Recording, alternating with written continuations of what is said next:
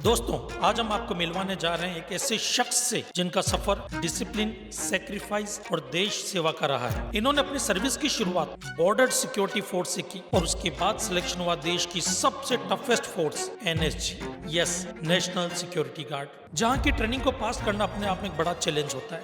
रात दिन सिर्फ ट्रेनिंग, रेस्ट कम और प्रेशर ज्यादा। एनएसजी में इनकी स्पेशलाइजेशन रही वीवीआईपी सिक्योरिटी, जहां इन्होंने कई बड़े नेताओं को सिक्योरिटी दी, जैसे हमारे माननीय प्रधानमंत्री श्री नरेंद्र मोदी जी, राजनाथ सिंह जी और मायावती जी आदि को। इसी दौरान इन्हें कई बार प्रशंसा पत्र भी मिले। रिटायरमेंट के बाद आज इनका फोकस योगा पर है, क्योंकि इनके लिए फिटनेस सिर्फ बॉडी का नहीं, माइंड और बॉडी दोनों के बैलेंस का नाम है। तो दोस्तों, हम आपको मिलवाते हैं डिसिप्लिन, डेडिकेशन और इनर फिटनेस की जीती जागती मिसाल से।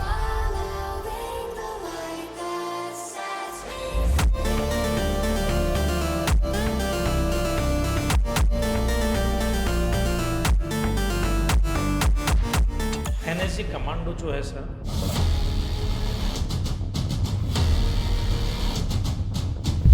सबसे पहले हम लोगों ने जाना था, समझा था, सुना था, और तब सुना था जब ताज होटल पे हमला हुआ था। उस टाइम पे हेलीकॉप्टर से एनएसजी कमांडो उतारे गए थे।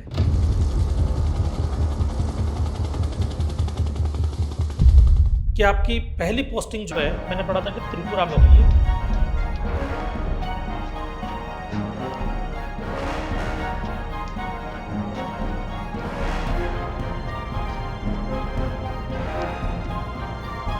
और वहाँ पानी का हमें बहुत डेप्थ में था, एक नाला आता था, उस नाले से ही हम पानी भरते थे।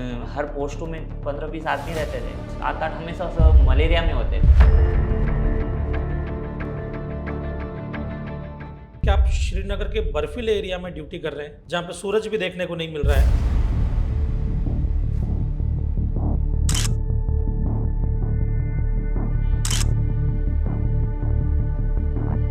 और सडनली आपको एक ऑर्डर आता है कि कल आपको जैसलमेर जाना है।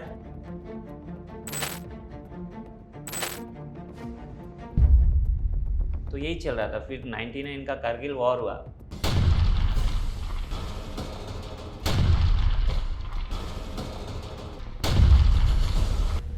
कभी ऐसा हुआ कि आप ड्यूटी कर रहे हैं और आपने देखा हो कि कुछ जो दूसरी कंट्री के लोग हैं वो इंडियन बॉर्डर क्रॉस करके आ रहे हैं? कई लेडीज भी आते, बच्चे भी आते, पूरी पूरी फैमिलीज भी होती। तो वही कि आते तो पकड़ के फिर हम जन्म लेते हैं, वो बर्थ है, बी फॉर बर्थ, और एक दिन हमारी डेथ हो जाती है, डी फॉर डेथ। उसके बीच में एक सी है। सी का मतलब हमें सेंट्रल गवर्नमेंट ने सामने वाले वीआईपी की सिक्योरिटी के लिए भेजा है, ना कि उनकी चाटुकारिता करना है। सर, आपने जो बात बोली है सर, एनएसजी ट्रेनिंग के बारे में मैंने सुना कि काफ़ी टफ रहती है, बहुत ही हार्ड रहती है।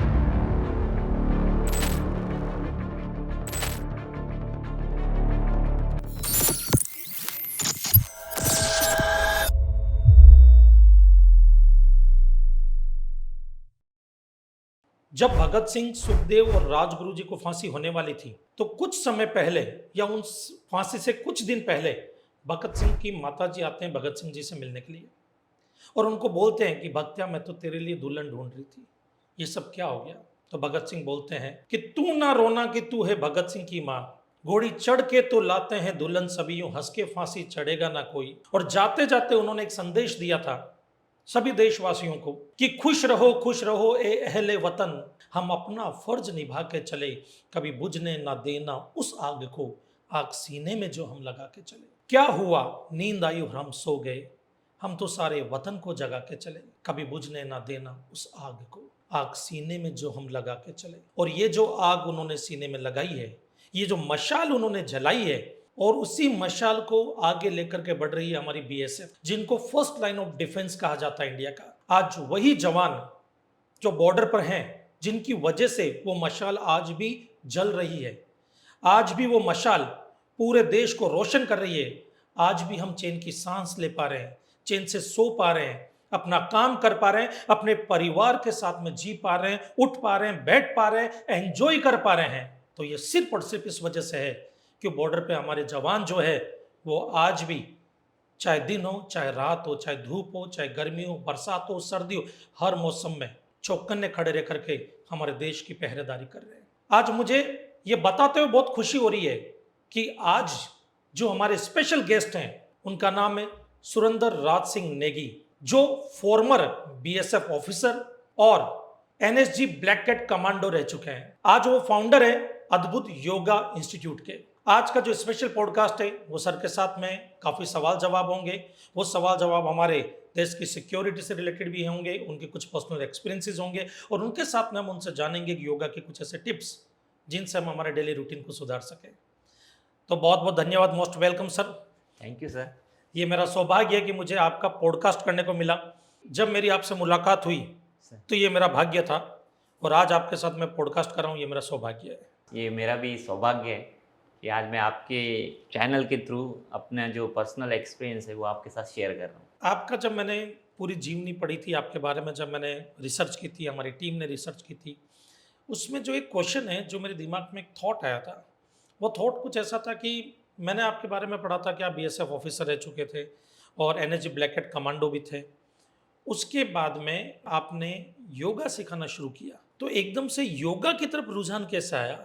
मतलब एकदम से ऐसे कैसे क्यों कि मुझे योगा ही सिखाना चाहिए? सर, जब मैं रिटायरमेंट आया तो मेरे पास कुछ प्लान नहीं था कि मैं करूँगा क्या। अचानक मेरी भाभी ने बोला कि अगर आप इतना अच्छा योगा सिखा रहे हो, जैसे मैंने बीच में मैं क्लास लेता था, तो उन्होंने बोला कि अगर आप इससे एक रिटायरमेंट आ गए तो आप क्यों नहीं इस प्रोफेशनल में ही जाके लोगों को, जैसा आपका प्रोफेशनल वहाँ था ट्रेनिंग देना, वैसे आपका प्रोफेशनल यहाँ पे भी रहेगा और आप अपने काम के साथ जुड़े रहोगे। और जो मेरा स्टार्टिंग में था कि फिट इंडिया तो हिट इंडिया, अगर आप स्वस्थ हो तो आप अपने लिए, अपने इस देश के लिए कुछ कर सकते हो। तो उसी मुहिम को लेके मैं आगे चला और मैंने आज अपना एक अद्भुत योगा इंस्टीट्यूट इस्टेब्लिश किया हुआ है। बहुत बहुत अच्छा लगा ये सुन करके कि आज की यंग जनरेशन को आप एक सही डायरेक्शन दे रहे हैं और उनको आगे बढ़ने के लिए प्रेरित भी कर रहे हैं और सबसे मेन चीज़ है कि उनको फिट रखना चाहते हैं, क्योंकि आज के टाइम में सबसे बड़ी प्रॉब्लम यही है कि आज का आदमी बहुत कुछ करना चाहता है, बट वो कब कर पाएगा ये सब चीज़ें? जब वो फिट रहेगा। 22 साल की उम्र में हार्ट अटैक आ रहे हैं, 24 साल की उम्र में जो है वो एंजाइटी, स्ट्रेस और डिप्रेशन के शिकार हो रहे हैं। तो उसमें ये आपकी जो पहल है वो बहुत ही बढ़िया, मतलब आप रिटायरमेंट से पहले भी देश के लिए सेवा करते थे और रिटायरमेंट के बाद में भी देश के लिए ही सेवा कर रहे हैं। सर, एक है ना, मैंने जब आपका प्रोफाइल पढ़ा था उसमें लिखा था black cat commando, NSG black cat commando आप रहे हैं। सर, ब्लैक टाइगर कमांडो भी हो सकता है, ब्लैक लायन कमांडो भी हो सकता है, ब्लैक पैंथर भी हो सकता है। तो मुझे ये समझ में नहीं कि ब्लैक कैट कमांडो ही क्यों नाम चुना है? इसके पीछे कोई खास वजह है, कोई खास रीज़न? यस, इसके पीछे एक बहुत बड़ा रीज़न है कि जो कैट है ये बाकी एनिमल्स के मुकाबले में काफ़ी फुर्ती है, काफ़ी फास्ट है। जब तक ये आपके जो आपने बोला लायन या पैंथर ये कुछ एक्शन करेंगे, इसके पहले ब्लैक कैट अपना काम पूरा कर चुकी होगी अपने टारगेट के ऊपर। ओके, इसके लिए ब्लैक कैट कमांडो। यस, और उसी ब्लैक कैट्स कमांडो की फुर्ती इतनी होती है ना, उसका हर स्किल, चाहे फिजिकल हो या उसका फायरिंग का या उसका मेंटल हो, वो सब कुछ उस कैट के एक्शन के मुताबिक ही होता है। सर, फायरिंग से मुझे याद आया कि जब फायरिंग के टाइम में, जैसे मैं अपना पर्सनल एक्सपीरियंस बताता हूँ कि मैं भी अपने कॉलेज के टाइम में जो है शूटर रहा था और हमारे को उस वक्त एक चीज़ सिखाई जाती थी कि जब आप शूटिंग कर रहे हो तो अपने सांस को कंट्रोल में रखो। वो रीज़न मुझे आज तक नहीं पता था। मैंने कहा अगर सांस लेते हुए भी निशाना लगाए तो क्या होता है, तो कई बार सांस लेते हुए निशाना चूक भी जाता था हमारा। तो उसके पीछे का क्या कारण होता है? मतलब सांस का कोई लेना देना होता है इससे? यस, सांस का पूरे आपकी लाइफ के जीवन में ही सांस का लेना देना है, सांसों से ही हमारा जीवन चल रहा है। तो जब हम एम ले रहे फायर ना, तो हो सकता है कि ऐसा ये नहीं है कि आपको टारगेट हमेशा ही कि आप बैठे हो और टारगेट सामने आए। कई बार ऐसा भी हो सकता है कि आप रन कर रहे हो ना, आप दौड़ रहे हो ना, और फिर टारगेट को आपको हिट करना है और आपकी ब्रीदिंग इतनी फास्ट है। तो अगर आपकी ब्रीदिंग फास्ट है, आपकी बैरल यहाँ पे अगर एमएम में भी मूवमेंट कर रही है आपकी सांसों के अकॉर्डिंग, तो टारगेट को ये मीटरों के हिसाब से चेंज हो जाएगा। इसीलिए हमेशा बोलते हैं कि सांसों को कंट्रोल करो फिर आप शूट करो। डेफिनेटली आपका अगर एम्ड सही है तो आपकी गोली टारगेट पे जहाँ पे आपने एम लिया वहीं पे जाके हिट होगी। सर नहीं, मेरी गोली भी निशाने पे तो लगती थी, बट 5 चलाता तो 1 लगती थी। हाँ, तो ये सब वही शायद आपको ब्रीदिंग का इतना बताया नहीं होगा, इतना नहीं आइडिया था सर। कॉलेज टाइम में हम कॉलेज में जो थे हमारे एनएसएस कैंप वगैरह होते थे, उसके लिए हम जाते थे वहाँ पे, स्कूल में एनएसएस कैंप होते थे तब जाते थे। तो वो भी कभी कभार लग जाती तो उसमें हम इतना खुश हो जाते थे कि वाह क्या निशाना लगाया है। हम तो मतलब जब एनएसजी में थे तो वहाँ एक ऐसा रूबिया टारगेट होता था हाँ। कि मिलिटेंट आगे है और हॉस्टेज आगे और मिलिटेंट पीछे है, और ओके। मिलिटेंट ने ऐसा गोली लगाया और सिर्फ मिलिटेंट का फेस दिखाई दे रहा है, हाँ हाँ। और हमें हॉस्टेज को भी बचाना है और मिलिटेंट को हिट भी करना है। तो ऐसे टारगेट के ऊपर जब प्रैक्टिस होती है तो वहाँ ये ब्रीदिंग का बहुत बड़ा रोल होता है, क्योंकि टारगेट काफ़ी छोटा हो जाता है। उस फेस में भी आपको उसको बिल्कुल एम्ड हिट करना है उसके फोरहेड पे, तो उस समय ये ब्रीदिंग आपको काफ़ी इम्पोर्टेंट है। सर जब आपने, जैसे होता ना कि बच्चा जब छोटा होता तो उसके ड्रीम्स होते हैं कि मुझे डॉक्टर बनना है, इंजीनियर बनना है, मैं ये करना चाहता हूँ, मैं पायलट बनना चाहता हूँ। आपके दिमाग में शुरू से ये थॉट था कि मुझे मिलिट्री में ही जाना है, या Yes. सपना कुछ और था, बाद में मिलिट्री में गए, ऐसा कुछ? नहीं नहीं सर, सपना ही था मेरा ये फोर्सेस में जाना। हाँ, क्योंकि जब मैं छोटा था तो टीवी पे एक सीरियल चलता था परमवीर चक्र, डीडी न्यूज़ में आता था शायद, यस लगता यस, शायद DD1 पे आता था, डीडी राइट। वन। हाँ, तो वो देख के ये सब मम्मी बताती है तो कि क्रॉलिंग करना, बेड के नीचे घुस जाना, आवाज़ें निकालना, डा डा डा डा डा डा डा डा। तो यही चल रहा था। फिर 99 का कारगिल वॉर हुआ, तो उस समय ऐसा लगा कि यार जो सपना है, मतलब फिर से वो जो बुझता हुआ दिया अंदर था वो फिर से जलने लगा कि यस अब एम्ड मिल चुका है, अब करना है तो इसी फील्ड में कुछ करना है। तो थाने के पुलिस ग्राउंड्स में ये भर्ती चल रही थी बीएसएफ की, और मैं गया और फर्स्ट टाइम में ही मेरा सिलेक्शन हो गया, क्योंकि मैं उस भर्ती के लिए मैं पहले से ही तैयारी कर रहा था। तो जिस जो क्राइटेरिया था फिटनेस का और हमारे रिटर्न्स का, ये बहुत आसान तरीके से मैंने अचीव कर लिया। सर जैसे ये भी होता है कि आपकी ट्रेनिंग वगैरह होती है, और आपने काफ़ी पहले से जैसे प्रैक्टिस भी कर रहे थे, आपका सिलेक्शन भी हो गया। सिलेक्शन के बाद में भी कोई स्पेशल ट्रेनिंग आपको दी जाती थी? सर ट्रेनिंग तो चलती रहती है, ऑन द जॉब ट्रेनिंग चलती है। जैसा ओके। आपको प्रमोशन के लिए उस कुछ कोर्सेज कोर्सों में सर ये ट्रेनिंग चलते रहेगा। अगर नहीं हो रहा है तो आपकी रूटीन ट्रेनिंग चलती है, साल में एक बार तो आपको ट्रेनिंग करनी पड़ेगी। उससे जवान का फिटनेस लेवल बना रहता है ना, और उसको क्या अपनी ट्रेनिंग से वो जुड़ा होता है, क्योंकि बाकी टाइम तो वो ड्यूटी कर रहा है। लेकिन 1 ईयर ऐसा होता है कि इसको कलेक्टिव ट्रेनिंग बोलते हैं, कि यूनिट की हर कंपनी हेडक्वार्टर में आती है और 1 मंथ की अपनी ट्रेनिंग करती है, जिसमें वो फायरिंग भी करती है और अपना फिजिकल स्ट्रेंथ की भी टेस्ट पास करके निकलते हैं वापस से अपनी ड्यूटी के लिए। सर जब ट्रेनिंग होती है, या आपके जैसे प्रमोशन के लिए भी अलग अलग कोर्सेज आप जैसे आप बता रहे हैं कि होते हैं, वहाँ पे भी ट्रेनिंग होती है, और उनके फिटनेस टेस्ट भी रेगुलर बेसिस पे होते सर रहते हैं। सर कभी ऐसा हुआ कि आपको कोई टास्क दिया गया और आपके पूरा जो रेजिमेंट था, या जो आपकी पूरी बटालियन थी, या जो टीम थी, उन्होंने वो टास्क कंप्लीट किया, दिन भर आप मेहनत कर रहे थे, सोचा कि अब शाम को जाकर के आराम करेंगे? सर क्योंकि मैंने कई बार देखा कि ना, मिलिट्री की ट्रेनिंग जो होती है वो इतनी टफ होती है, या उनको जो टास्क दिए जाते हैं वो इतने टफ होते हैं कि पूरा बदन टूटने लगता है, यूँ लगता है कि कब बिस्तर मिले, कब सो जाएं। और आप पहुँचे हो, और आपने सोचा कि चलो खाना खा करके सो जाएंगे हम, और सडनली आपको बोला गया कि आपको एक नेक्स्ट नेक्स्ट टास्क दिया जा रहा है, तो उस केस में आपका रिएक्शन क्या होता था? सर जब हम फोर्स में ज्वाइन करते हैं तो उसी समय से माइंड में ऐसा होता है कि चाहे दिन हो या रात हो ना, आप किसी भी कंडीशन में हो, आपको जब टास्क मिला तो आपको सब कुछ भूल जाना है। अगर आपको टास्क मिला है तो ये एज ए चैलेंज हम एक्सेप्ट करते हैं कि यस अगर इतने में से हमें ही मिला तो ज़रूर हम कुछ खास हैं। चाहे सीनियर ने किसी भी रीज़न से टास्क दिया हो, चाहे पनिशमेंट हो या उसे हमारी काबिलियत पे भरोसा हो कि ये टीम ये टारगेट ये टास्क पूरा कर सकती।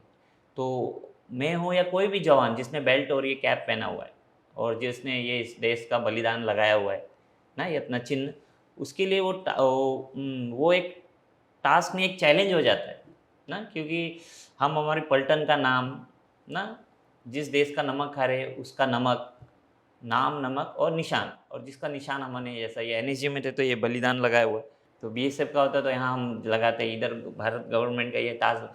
तो इसके अकॉर्डिंग सर अपने आप ही मतलब हमारे शरीर में ऐसे एनर्जी आ जाती है कि यस करना है तो करना है, फिर पीछे नहीं देखना है, चाहे शरीर साथ ना दो, लेकिन माइंड ऐसा रेडी रहता है कि ऑटोमेटिकली आपका शरीर उस काम को उस टास्क को पूरा करने के लिए तैयार हो जाता है। मैं अपने काफ़ी सारे सेमिनार में, सेशंस में, पॉडकास्ट में भी, और काफ़ी सारे वीडियोज़ में भी स्टूडेंट्स को बोलता हूँ, जो न्यूरो लिंग्विस्टिक प्रोग्रामिंग हम सिखाते हैं NLP, उसमें अक्सर मैं बोलता हूँ कि जो ब्रेन होता है वही पूरी बॉडी को कंट्रोल करता है। राइट।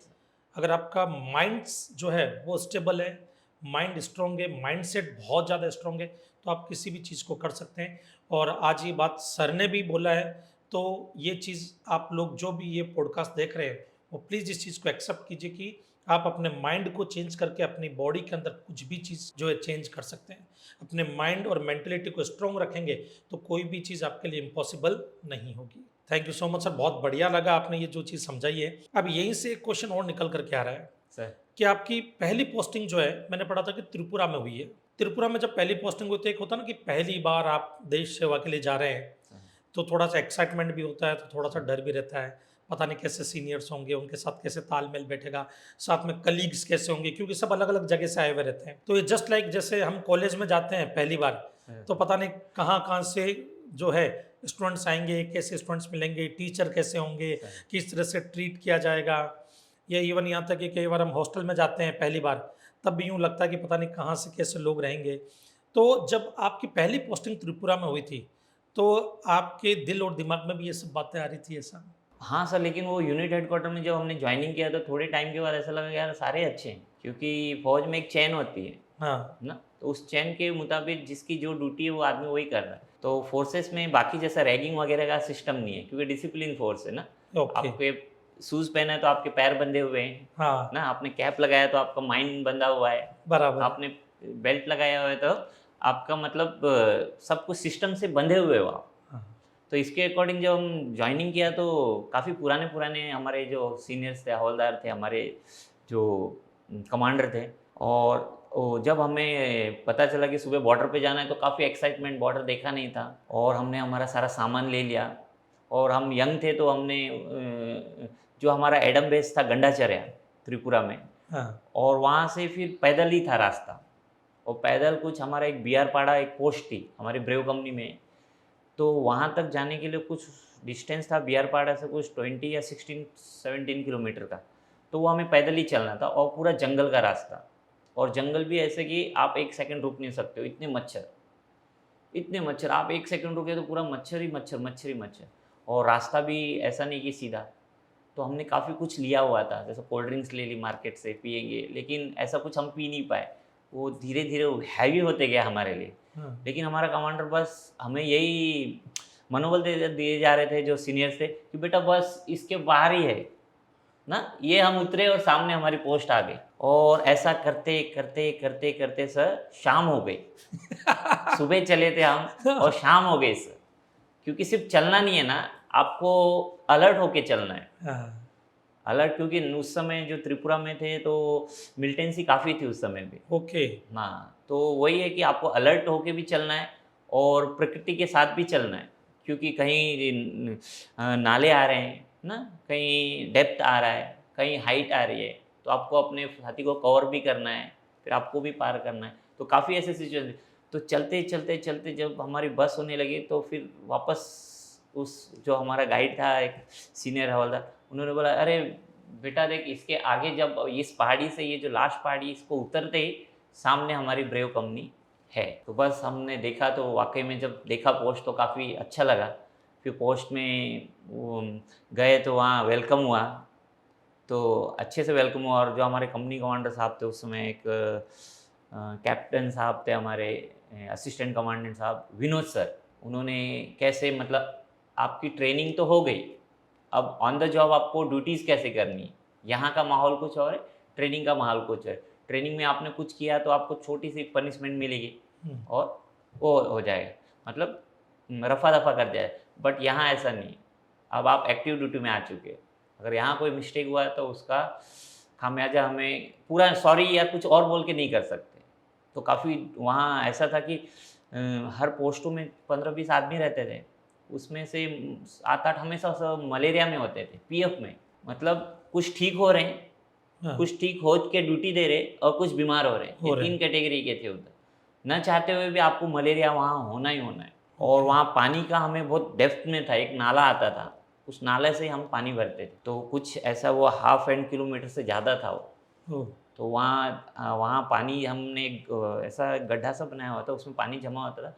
फिर वो पानी हम धीरे-धीरे मग से भरते थे, कैन भरता था, फिर कैन से पानी किसी ने 10 स्टेप चढ़ा, जैसा हम यंग है तो हम 20 स्टेप चढ़ रहे, आगे आगे पास करते-करते वो पोस्ट में पानी आता था।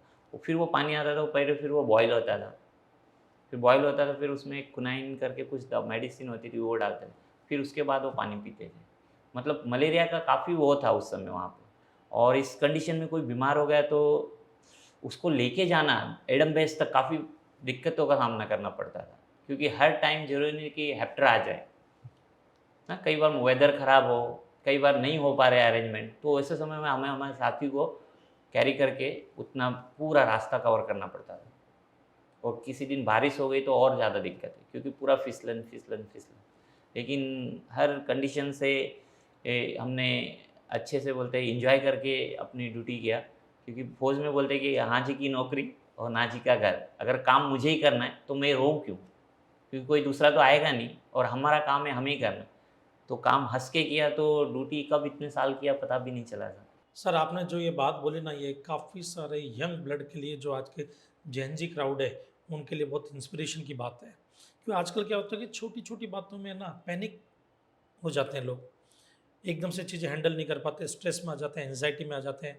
इवन मैं आपको बताता हूँ, कई बार ऐसी सिचुएशन आती है कि आप कोई काम कर रहे हो, अब आप एकदम थक चुके हो, 8 बजे के करीब आपने बोला भाई ठीक है अब मैं सोऊंगा, जैसे बॉस का फ़ोन आता है कि भाई एक नया टास्क दिया ये करना, तो एकदम से गुस्सा आता, झुंझलट आती है, या तो बोल भी दे सर अभी नहीं कर सकता, मैं कल ही करूँगा, मुझे नींद आ रही है, मैंने अपना काम कर दिया, अपनी ड्यूटी कंप्लीट कर दी। बट जिस हिसाब से आप काम करते हैं ना sir, hats off you sir, hats thank of you you. Sir. Sir आपने त्रिपुरा में ड्यूटी की, एंड बांग्लादेश बॉर्डर पे भी आप थे, जैसलमेर बॉर्डर पे भी आपने ड्यूटी की, श्रीनगर बॉर्डर पे भी आपने ड्यूटी की, सर सांबा बॉर्डर पे थे हम। सांबा बॉर्डर पे। तो मेरा एक सवाल है कि जैसे अभी मैं राजस्थान गया था, सर राजस्थान गया था तो वहाँ पे धूप बहुत थी, मैं 2-3 दिन वहाँ पे रुका था। उसके बाद वापस मैं जैसे ही मुंबई पहुँचा, अगले दिन मुझे सर्दी जुकाम वगैरह तबीयत खराब होनी शुरू हो गई, क्योंकि मौसम एकदम से चेंज हुआ। सर बराबर है। तो कई बार ऐसा होता है मौसम चेंज होने की वजह से तबीयत खराब हो जाती है, बट आपके केस में तो मैंने सुना कि कई बार ऐसा भी होता है कि आप श्रीनगर के बर्फीले एरिया में ड्यूटी कर रहे हैं, जहाँ पे सूरज भी देखने को नहीं मिल रहा है, सर और सडनली आपको एक ऑर्डर आता है कि कल आपको जैसलमेर जाना है, और महीना 2 महीना 6 महीना वहाँ पे आपको सर कमांड संभालनी है। सर और जैसलमेर एक वो एरिया जहाँ पे धूप बहुत तेज है, सूर्य देवता जो है हर टाइम चमकते रहते हैं एक तरह से, जब तक रात ना हो तब तक। तो एकदम से ये जो सिचुएशन चेंज होती है, उसमें आपके साथ में भी ऐसा होता है कि बीमार पड़ जाते हैं, या कैसे टैकल करते हैं आप इन सब चीज़ों को? यही सर जो अभी आपने कुछ देर पहले बोला कि माइंड, सर हाँ। माइंड इसके लिए रेडी हो जाता है सर, क्योंकि अगर आपका माइंड रेडी तो आपकी शरीर आपका बॉडी हमेशा रेडी होगा सर। अगर आपने माइंड को रेडी नहीं किया तो डेफिनेटली जो आप बोल रहे हो वो होगा ही होगा। तो हम माइंड रेडी कैसे करते हैं कि यार हमारे से पहले भी तो कोई हमारे भाई है जो वहाँ ड्यूटी कर रहे हैं, हाँ, तो वो कर रहे हैं तो हम क्यों नहीं करेंगे। और कैसा बराबर। एक फौज में एक चैलेंज होता है कि आप ये नहीं बोल सकते अपने साथी को यार मैं नहीं कर सकता, हम्म, क्योंकि हम सब इस भारत देश के सैनिक है, तो ना तो होता नहीं ऐसा हमारे में। तो वही एक दूसरे को देख के कि यार ये जा रहा है, या मेरे से सीनियर हवलदार जा रहा है, या मेरे से सीनियर है जिनकी इतनी एज है वो जा रहे हैं, तो मैं क्यों नहीं, मैं तो अभी यंग हूँ, हाँ, तो मैं क्यों नहीं जाऊँ। तो जब माइंड रेडी हो जाता है तो सर फिर आप जाते हो। होती है थोड़ी बहुत दिक्कतें, क्योंकि हम माइनस में बैठे हुए तो अचानक प्लस में आ गए। जैसे जब हम जैसलमेर में थे तो काफ़ी गर्मी सर, इतनी गर्मी की अगर आप ऐसा पापड़ रखो तो पापड़ सेक जाए, हम्म। 51 टेम्परेचर डिग्री। ओ। हाँ, और जैसलमेर में ऐसा है कि अगर आपको 1 किलोमीटर चलना है, अगर जैसे मेरी पोस्ट से मेरा आधा किलोमीटर दूर है, या 1 किलोमीटर दूर है डिस्टेंस मेरा ओपी टावर, हम्म। तो जब आप उस गर्मी में रेत में चलोगे तो आप जितना स्टेप आगे लोगे उतना पीछे आता है पैर। ओ। हाँ, मतलब आपको इतने फोर्स के साथ चलना होगा ना। लिमिटेड टाइम होता है कि आपको लंच भी करना है, उस अपने साथी भाई को छोड़ना भी है और जाना भी है, उस गर्मी में जाना। तो गाड़ी मिली तो ठीक है, नहीं तो मोस्टली पैदल जाना होता है। हम्म। तो पैदल जाना है तो फिर उसके अकॉर्डिंग से उस रेत में चलने में काफ़ी दिक्कत आती है।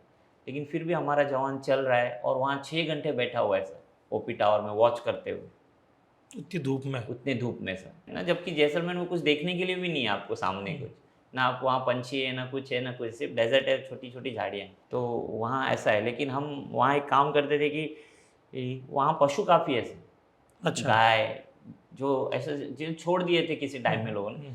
तो उनको एक सहारा है सिर्फ हमारी फोर्स का है। तो हम सब मिलके क्या करते थे कि जो गाय बच्चा देती है उसको इतना पता था कि मेरे बच्चे को कोई केयर करेगा तो ये जो बॉर्डर पे जो फोर्स लगी हुई BSF हाँ। यही कर सकती है। तो वो बच्चा कहीं भी दे, लेकिन वो हमारे कैंप में पहुंच जाती थी।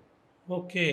तो ऐसे गायों को फिर हम वैसी गाय या सबके लिए हम क्या करते थे कि उनको थोड़ा ज़्यादा देते थे, क्योंकि बच्चा दिए तो दूध चाहिए उसको, हाँ, तो दूध चाहिए तो उसको खाना पड़ेगा। तो हाँ, हमारी जितनी सब्जियाँ आती थी उसका जो कटिंग मटेरियल है वो हाँ, उनको देते थे हम। और उनके लिए अपना पर्सनली हम जितने कैंप में हैं 200-400 जितना भी होता है बनता है, उसके लिए गुड़ या खल जो भी खाते हो बराबर उसके है। अकॉर्डिंग हम हमारे फ्रेश में जो गाड़ी चलती है उससे हुँ, मंगाते रहते थे। तो सारे जानवर गर्मियों में खासकर कैंप के अगल-बगल ही बैठे रहते हैं। फिर हमारे एसईओ साहब ने एक शेड बनवाया उनके लिए हुँ, कि चलो ये आवारा पशु है, कम से कम कुछ छाँव के नीचे तो रहेंगे। बराबर है। फिर हम जो नहाते थे तो पानी की काफ़ी दिक्कत थी सर, हाँ, ना हमें गिन के पानी मिलता था, क्योंकि कभी टैंकर ख़राब हो गया तो हुँ, काफ़ी दिक्कतों का सामना करना पड़ता था।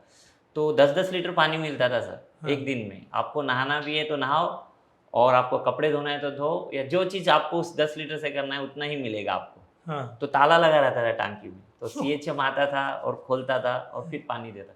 तो पानी का वैल्यू, अगर जो यहाँ बहुत लोग हैं कि नल घर पे चल रहा है तो चलने दिया, हाँ, पानी का वैल्यू वहाँ पता चलता है कि जब हमारी गाड़ियाँ चलती थी तो पशु गाड़ियों को इतना घेर लेते थे कि आपको जाने नहीं देंगे वो, जब तक आपने उसको पानी नहीं पिलाया। तो हमारे सीईओ साहब या जो भी पुराने थे, सब ने एक-एक बीच-बीच में रास्ते में ऑन द रूट में ऐसे एक हौदी टाइप की बनाई हुई थी। अच्छा, और जो भी गाड़ी निकलेगा उनको था कि आपकी गाड़ियों में 10, 15, 20 लीटर के पानी का कैन होना चाहिए, हाँ, ताकि आप उसमें डालो। जब वो आप डालोगे, वो पशु वो पानी पिएगा तभी आपको जाने देंगे वो, नहीं तो हाँ, आपकी गाड़ी को जाने नहीं देंगे। तो जितने टैंकर घूमते थे मोस्टली वो हौदियों को भर के जाते थे।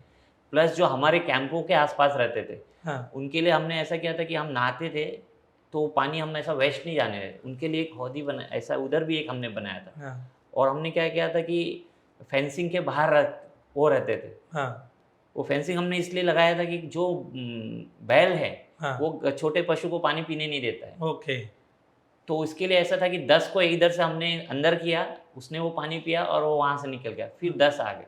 तो ऐसा करके हम उनका रिक्वायरमेंट पूरा करते हैं। और हमने देखा ये कि वो वहाँ के पशु को ऐसा मुँह डाल के पानी पीना नहीं आता है। हाँ, वो ऐसे चाट के पानी पीते, क्योंकि इतना पानी हाँ, उनको मिला नहीं कभी बराबर है। कि वो मुँह डाल के पानी पिए। अगर हाँ, उनको मुँह डाल के पानी पिए फिर भी वो चाटेगा, हाँ, तो उसने हाँ, सीखा ही नहीं कि मुँह डाल के भी पानी पीना होता है। अच्छा, तो ऐसे-ऐसे काम हमने किए उधर। ये तो काफ़ी इंटरेस्टिंग चीज़ पता लगी मुझे आज। सर, जैसा कि आपने बताया कि आपको 10 लीटर पानी मिलता था, सर, जिसमें से आपको नहाना भी है, कपड़े भी धोने हैं और पशु को भी पानी पिलाना है। सर।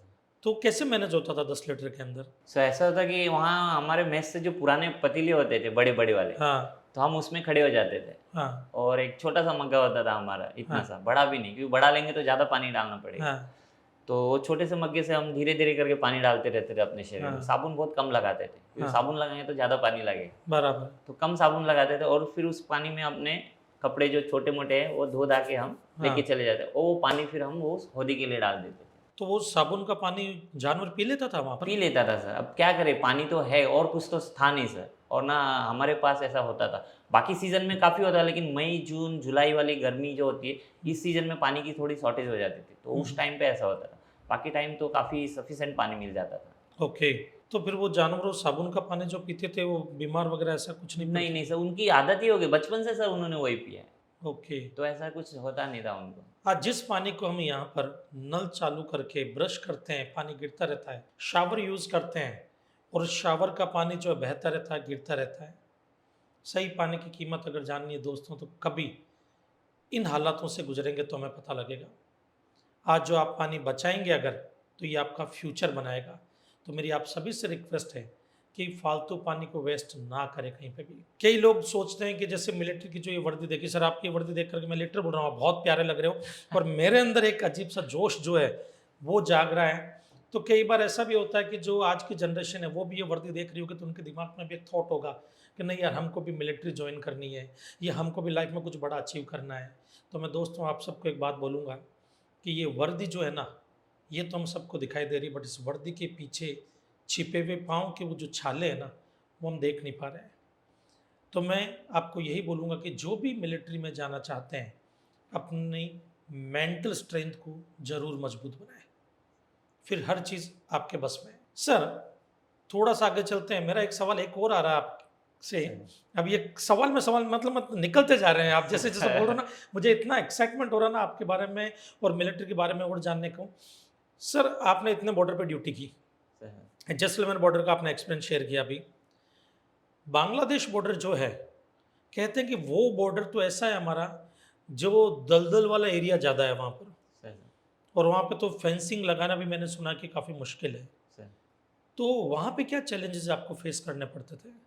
सर बांग्लादेश बॉर्डर में से सबसे ज़्यादा बीएसएफ की ड्यूटीज़ है, क्योंकि पूरे बॉर्डर पे फेंसिंग नहीं है, और जहाँ फेंसिंग है कहीं इतना ओल्ड फेंसिंग हो चुकी है कि फेंसिंग नाम के लिए बची। लेकिन अभी नई फेंसिंग लग रही है, काफ़ी अच्छी लग रही है, लेकिन जहाँ रिवराइन बॉर्डर है वहाँ फेंसिंग कट जाती है सर, ओके। क्योंकि वहाँ की मिट्टी में दम नहीं है ना, हुँ। एकदम मुलायम टाइप की मिट्टी। तो ओके, जैसा वो रिवर का फ्लो होता है वहाँ से ऐसे फेंसिंग कट जाती है। ओके। तो वहाँ कहीं बॉर्डर का कुछ इतना पता नहीं चल पाता, कहीं बॉर्डर अंदर घुसा हुआ है तो कहीं वहाँ घुसा हुआ है। तो वैसे जगह में फिर इतनी स्ट्रेंथ नहीं होती कि हम पूरी सरहद को एक-एक जवान एक-एक ऐसा रखे। तो बीच में कभी-कभी काफ़ी गैप हो जाता है, हुँ। तो उस समय चैलेंज आ जाता है। उस समय काफ़ी दूसरी मतलब काफ़ी एक्स्ट्रा अलर्ट होके ड्यूटी देना पड़ता है, ओके। ऐसी सिचुएशन में। कभी ऐसा हुआ कि आप ड्यूटी कर रहे हैं और आपने देखा हो कि कुछ जो दूसरी कंट्री के लोग हैं, वो इंडियन बॉर्डर को क्रॉस करके आ रहे हैं? जैसे बांग्लादेश से काफ़ी सारे सुना है कि नौकरी के लिए, जॉब के सिलसिले में ये फेंसिंग के नीचे से, तारों के नीचे से यहाँ पे आते हैं और यहाँ पे आकर के बस जाते हैं। तो वैसा कभी आपका किसी से आमना-सामना हुआ, किसी से बातचीत हुई, कोई आ रहे आपने रोका, उनको वापस भेजा हो आपने, ऐसा कोई एक्सपीरियंस कभी हाँ, हुआ ऐसा तो आपका? सर बहुत होता है, आए दिन होते रहता है ऐसा, कि वो बेचारे भूले-भटके उनको हाँ, कोई जो एजेंट होते हैं जो लाते हैं, फँसा देते हैं। हाँ, ना, क्योंकि वो जो आ रहा है उसे मोस्टली जो आता है उसको इतना पता नहीं होता है। तो वो हाँ, बोलते हैं कि हाँ, हमारी बात हो चुकी है, आप निकल जाओ, हाँ, और बीएसएफ पीछे खड़ी रहती है। हाँ, तो जैसे आ जाते हैं, कई लेडीज़ भी आते हैं, बच्चे भी आते हैं, पूरी-पूरी फैमिलीज़ भी होती है। हुँ, तो वही कि आते तो पकड़ के फिर हमें रखते हैं कैंप में, हाँ, और सुबह होते ही उनका पंचनामा करके, मेडिकल करा के कि जिस हाँ, कंडीशन में हमने पकड़ा था उसी कंडीशन में हम पुलिस को दे रहे हैं, हाँ, हाँ, और उनका बयान लेके हाँ, सब कुछ करके फिर वो पुलिस को हैंड ओवर कर देता है। ये नॉर्मल है सर बांग्लादेश बॉर्डर पे, लेकिन अभी काफ़ी टाइट हो चुका है सर। हाँ, हाँ, हाँ, अब जब से ये सरकार आई है तब से काफ़ी हाँ, सिचुएशन चेंज है। ओके, इन्फिल्ट्रेशन में यानी बिल्कुल नहीं होगा, क्योंकि वहाँ ऐसा है कि सर आदमी तो है इंडिया का, लेकिन अपनी बेटी बांग्लादेश में शादी की हुई है, बराबर है। ऐसा है। पहले था कि आना-जाना ऐसे ही चलता था, हाँ, वो हाँ, मानते ही नहीं थे, हाँ, क्योंकि कोई ऐसा निर्धारित वो नहीं था। हाँ, हाँ, हाँ, पिलर तो थे लेकिन प्लेन था बहुत जगह बराबर पे। है। अभी तो काफ़ी फेंसिंग लग चुकी है, तो प्लेन था। तो बेटी वहाँ है, वहाँ शादी की, वो शाम को इधर आ जा रही है, इधर हाँ, से उधर, इधर। लेकिन अभी ये काफ़ी हद तक सर ये कम हो चुका है, काफ़ी कम हो चुका है। सर अभी जैसे कि आपने बोला कि सरकार बदली, उसके बाद में काफ़ी सारी चीज़ें चेंज हुई है। तो आपने तो कई अलग-अलग सरकारों में, अलग-अलग मंत्रियों के साथ में भी काम किया है। जैसे जहाँ तक मुझे पता है, मैंने देखा कि आपने मोदी जी के साथ में भी काम किया। सर, आपने जो है जयललिता जी के साथ में काम किया, आडवाणी जी के साथ में काम किया और भी काफ़ी अलग-अलग पार्टीज़ के नेताओं के साथ में भी काम किया। कोई एक ऐसा एक्सपीरियंस आप मुझे बताएँगे कि आपको लगा कि ये जो नेता है, ये रियल में एक ऐसा नेता है, देश को जिसकी सबसे ज़्यादा ज़रूरत है? हाँ सर, हैं हमारे मोदी जी हैं सर। जब वो चीफ मिनिस्टर थे गुजरात के, तो उस हुँ, समय हमने देखा था कि उनका जो था कि अपना उम, योग ना, वो योग। करते आ रहे हैं, पहले से ही करते आ रहे हैं। हाँ, तो कुछ भी समय हो तो वो अपना समय निकाल के वो उस चीज़ को फ़ॉलो करते हैं। और कभी कोई ऐसा एक्सपीरियंस आपके किसी पॉलिटिशियन के साथ में हुआ हो, जिसमें आपको लगा हो कि यार ये जो है, एक उस कुर्सी पे बैठ गए तो इस घमंड में आ चुके हैं कि ये ना तो देश को कुछ समझ रहे हैं, ना जो मिलिट्री है, जो एनएसजी कमांडो उनको कुछ नहीं समझ रहे हैं। ऐसा कभी कुछ हादसा कभी आपके साथ में हुआ हो? हाँ, ऐसा हादसा हुआ है सर, मैं नाम नहीं लूँगा, लेकिन ऐसे कई-कई वीआईपीज़ होते हैं कि जो रिस्पेक्ट नहीं करते। जैसा कमांडो तो उनकी सिक्योरिटी में लगा हुआ, अचानक उनको पीछे से धक्का दे देना, हाँ, और फिर पब्लिक को बोलना कि देखो ये लोग हमको आपसे मिलने नहीं देते, मतलब ऐसा। वो ये शो करना चाहते हैं कि जैसे हम पब्लिक से मिलना चाहते हैं, हाँ, बट कमांडो की वजह से हम मिल नहीं पा मिल रहे नहीं पा हैं रहे। और हम कमांडो को धक्का देकर के आपसे मिलने के लिए आ हाँ, रहे हैं। Yes, right. क्या बोले अब इनको? एक और इंसिडेंस भी है ना, कहीं पे तो सुना था कि आपके एक स्टूडेंट थे, वो मुझे मिले थे, बोले कि सर ने एक इंसिडेंस एक बार शेयर किया था। किसी ने आपको काला कौवा बोला था, समथिंग ऐसा कुछ इंसिडेंस हुआ था आपके साथ में? हाँ, ऐसा हुआ था सर, एक एक बार ऐसा हुआ था कि हमें हमारी ड्यूटी से मतलब है ना, हाँ, हमें फिर चाहे नेता कितना भी बड़ा हो, हमें नेता से मतलब नहीं है। हमें सेंट्रल गवर्नमेंट ने सामने वाले वीआईपी की सिक्योरिटी के लिए भेजा है, तो मेरा काम उनका सिक्योरिटी करना है, ना कि उनकी चाटुकारिता करना है। तो ऐसे हम बैठे थे एक बार चेयर पे ऐसे, तो कोई स्टेट के मंत्री थे वो आए, तो बाकी सारे पुलिस या जो भी थे सारे खड़े हो गए।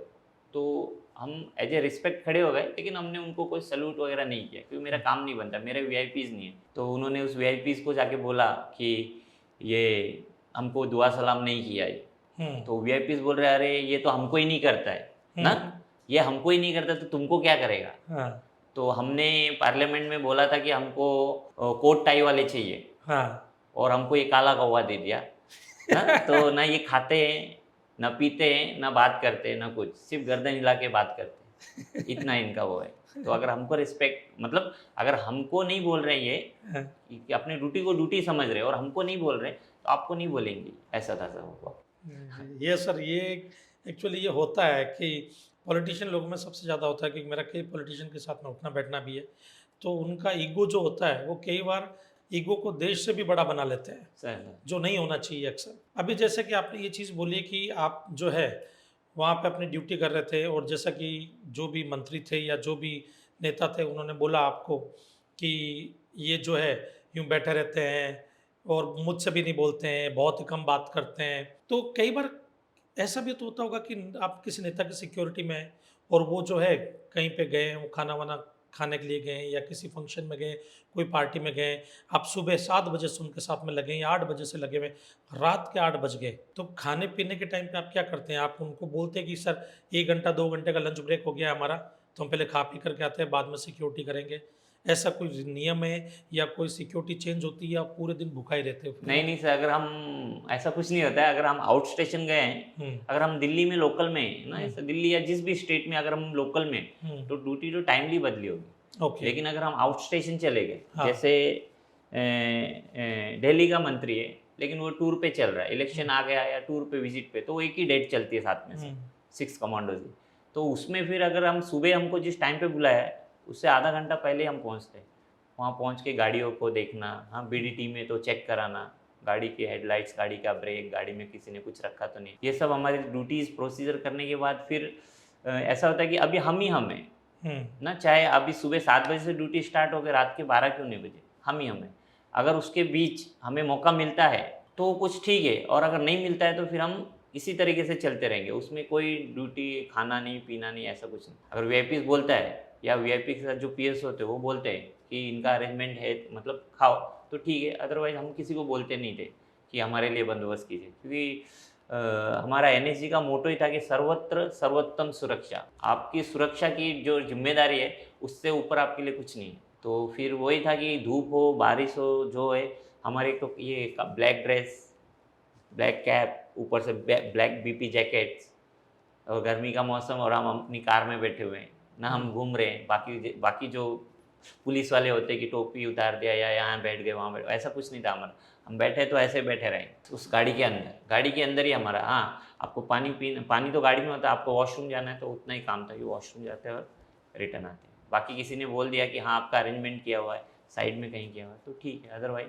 सर जब आपने ये एनएसजी कमांडो की ट्रेनिंग की और बीएसएफ जब ज्वाइन की थी, उससे पहले कभी ऐसी सिचुएशन आई थी आपके साथ में कि जब आपको किसी फेलियर का सामना करना पड़ा और आपको लगा कि अरे यार ये क्या हो गया, मैं तो कुछ ये चाहता था बट ऐसी चीज़ हुई नहीं? क्योंकि आज के टाइम में क्या होता है, हमारी जो यंग जनरेशन होती है ना, वो एक फेलियर देखती है और डिसअपॉइंट हो जाती है।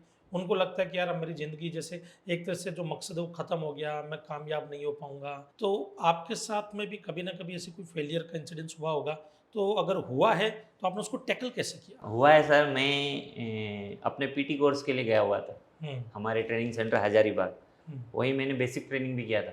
तो मैं काफ़ी सपने लेके गया था, और और मैंने काफ़ी मेहनत भी की थी उधर ना। जब लोग सो जाते तब भी मैं वहाँ ग्राउंड में अपना फिटनेस टेस्ट के मतलब जो जो टेस्ट होते उसकी एक्स्ट्रा प्रैक्टिस करते रहा, और इतनी प्रैक्टिस कर दिया मैंने कि लास्ट तक मेरे शरीर में मतलब वैसे एनर्जी नहीं बची जितनी होनी चाहिए, क्योंकि रेस्ट बहुत कम हो गया था।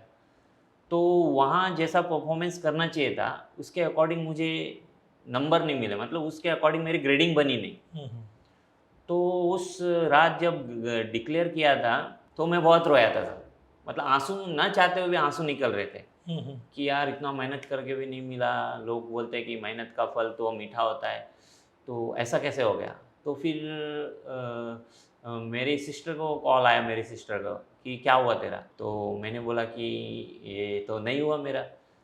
तो फिर सिस्टर ने बोला कोई बात नहीं, क्या पता जब जब इंसान को कोई पीछे से पुश करता है या धक्का देता है तो वो 2 कदम हमेशा आगे जाता है, ना कि पीछे आता है। क्या पता तेरे लिए इससे अच्छा जगह कोई देखा होगा ऊपर वाले ने। तो मैं उसकी बात से थोड़ा वो हुआ कि क्या पता यार, अच्छा इतनी मेहनत के बाद अगर आपको सफलता नहीं मिली या आपका जो टारगेट था वहाँ तक आप नहीं पहुँचे, तो क्या पता कुछ अच्छा ही होगा आपके नसीब में।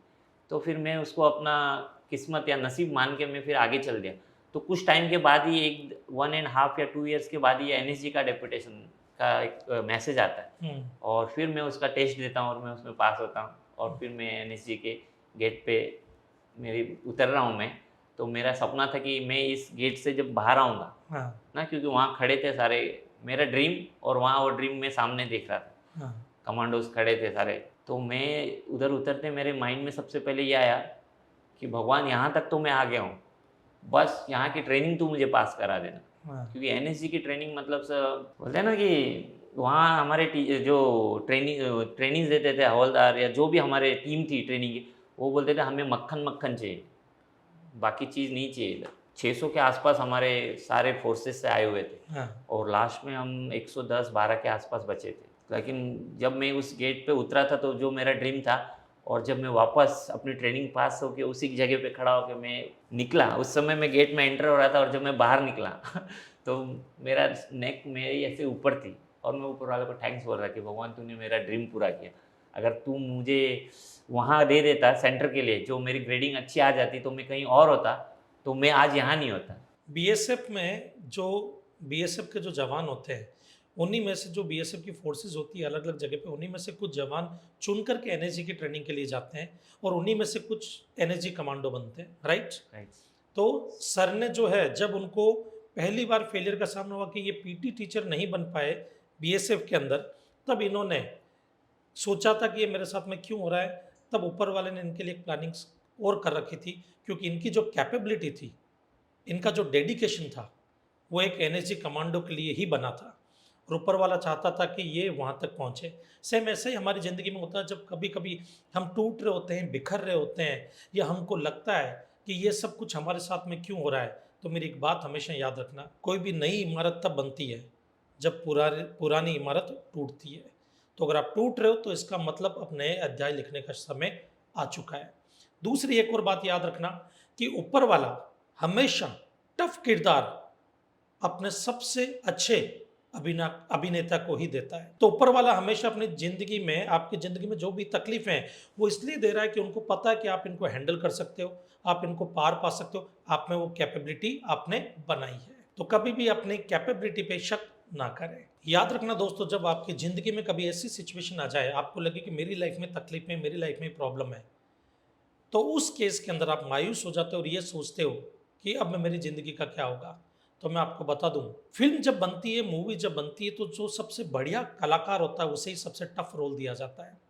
ऊपर वाला जो है वो आपकी ज़िंदगी की फिल्म में ये जानता है कि आप सबसे अच्छा अभिनेता हो और आप इस रोल को बखूबी निभा सकते हो, इसलिए उन्होंने ये रोल आपकी ज़िंदगी में दिया है। जब द्रौपदी का चीरहरण हो रहा था, तो उस सभा में बैठे हुए कई ऐसे महापुरुष थे जिनमें इतना सामर्थ्य था कि वो भगवान को भी चैलेंज कर सकते थे, बट वो सर झुका करके बैठे रहे। द्रौपदी ने जब श्री कृष्ण को पुकारा तो भगवान श्री कृष्ण आए और उन्होंने उसकी रक्षा की, उन्होंने उनकी लाज बचाई।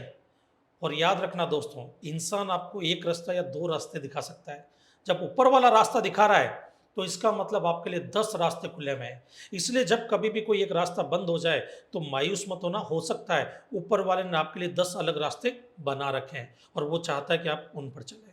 अभी एक क्वेश्चन और मेरे दिमाग में आ रहा है, आप जब रिटायर हुए, रिटायर होने के पास में आपके पास में की स्किल थी योगा की, आप योगा इंस्ट्रक्टर बने। एक बार मेरे एक मित्र हैं, उनका एक बार मेरे पास में कॉल आया था, फ़ोन आया था, उन्होंने मुझे बोला कि महेश, मेरी रिटायरमेंट होने वाली है, तो मेरे लिए कोई जॉब ढूंढ करके रखना। तो मैंने उनसे एक सवाल पूछा कि किस तरह की जॉब आप करना चाहते हैं, आप मुझे बताएं तो मैं उस टाइप की जॉब ढूंढ करके रखूँगा, तो कोई दिक्कत वाली बात नहीं आएगी। तो उन्होंने मुझे बोला कोई वॉचमैन की या कोई सिक्योरिटी गार्ड की नौकरी देख लेना। मुझे बहुत दुख हुआ कि जो देश की सिक्योरिटी संभाल रहे हैं, जो देश के बॉर्डर पर अपना सब कुछ छोड़ करके बैठे हैं, रिटायरमेंट के बाद में वो मुझे ये बोल रहे हैं कि मुझे एक वॉचमैन की नौकरी भी होगी, तब भी देख लेना, कार ड्राइवर की नौकरी होगी तब भी देख लेना। तो मैंने उनसे पूछा था कि ऐसा क्यों, कोई और जॉब? बोले कि महेश, जो सीखने की उम्र थी ना हमारी, वो हमने देश सेवा में लगा दी। हमको अब कुछ ज़्यादा नॉलेज भी नहीं है कि क्या करना क्या नहीं करना, तो हमने देश की सिक्योरिटी संभाली।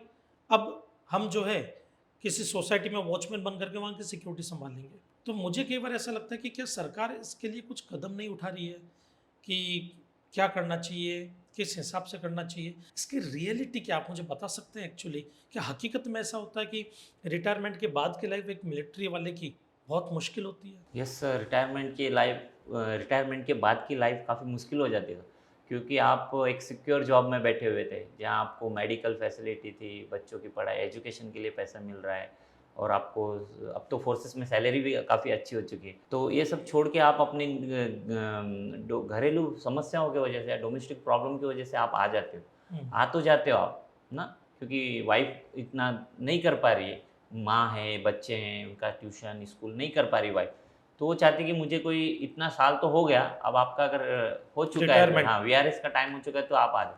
तो आदमी इमोशनल में तो आ जाता है सर। यहाँ आने के बाद फिर जब 1 महीना, 2 महीना, 3 महीने के बाद ऐसा लगने लगता है कि पहले तो खुश होता है, फिर बाद में ऐसा लगता है कि यार मैं क्यों आया? ना अब मैं करूँगा क्या? क्योंकि दुनिया पूछती है ना कि आप तो अभी आ गए हो, अभी करोगे क्या?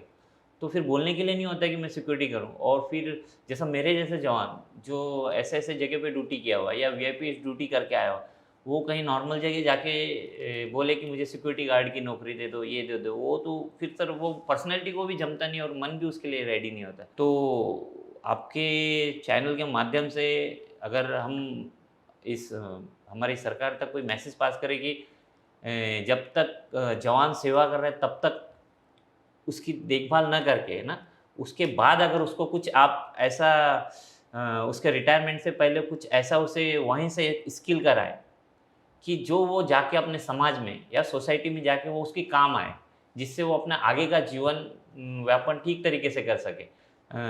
तो इसमें कुछ छोटे-मोटे काम हो सकते हैं, जैसे उसको इलेक्ट्रिशियन का आप वो करा सकते हो या उसे वेल्डिंग का करा सकते हो या उसे टेलरिंग का आप काम करा सकते हो। ऐसी कुछ स्किल जो जो वो करना चाहे, ना? क्योंकि आने के बाद नहीं हो सकता ये। अगर वहीं गवर्नमेंट ऑन द जॉब रहते हुए अगर उनको ये कराती है, तो सर ये उसके आने के बाद काफ़ी उसको बेनिफिट हो जाएगा। और भी कुछ ऐसा हो सकता है सर, जो अभी मेरे माइंड में नहीं आ रहा है। अगर ये कुछ स्किल सीख जाए वो, तो वो अपनी लाइफ़ आगे की सर्वाइव अच्छे से कर सकता है। नहीं तो फिर वो सर काफ़ी स्ट्रेस में आ जाता है जवान। नहीं कर पाता है वो, क्योंकि वो समाज से कटा हुआ है, उसे दिन दुनिया का इतना पता नहीं होता कि बाहर की दुनिया में क्या चल रहा है। वो तो 1 महीने के लिए आता है, अपने फैमिली, बच्चों के साथ, अपने रिश्तेदारों के साथ, परिवार के साथ एन्जॉय करता है और इसी बीच में वो चले जाता है।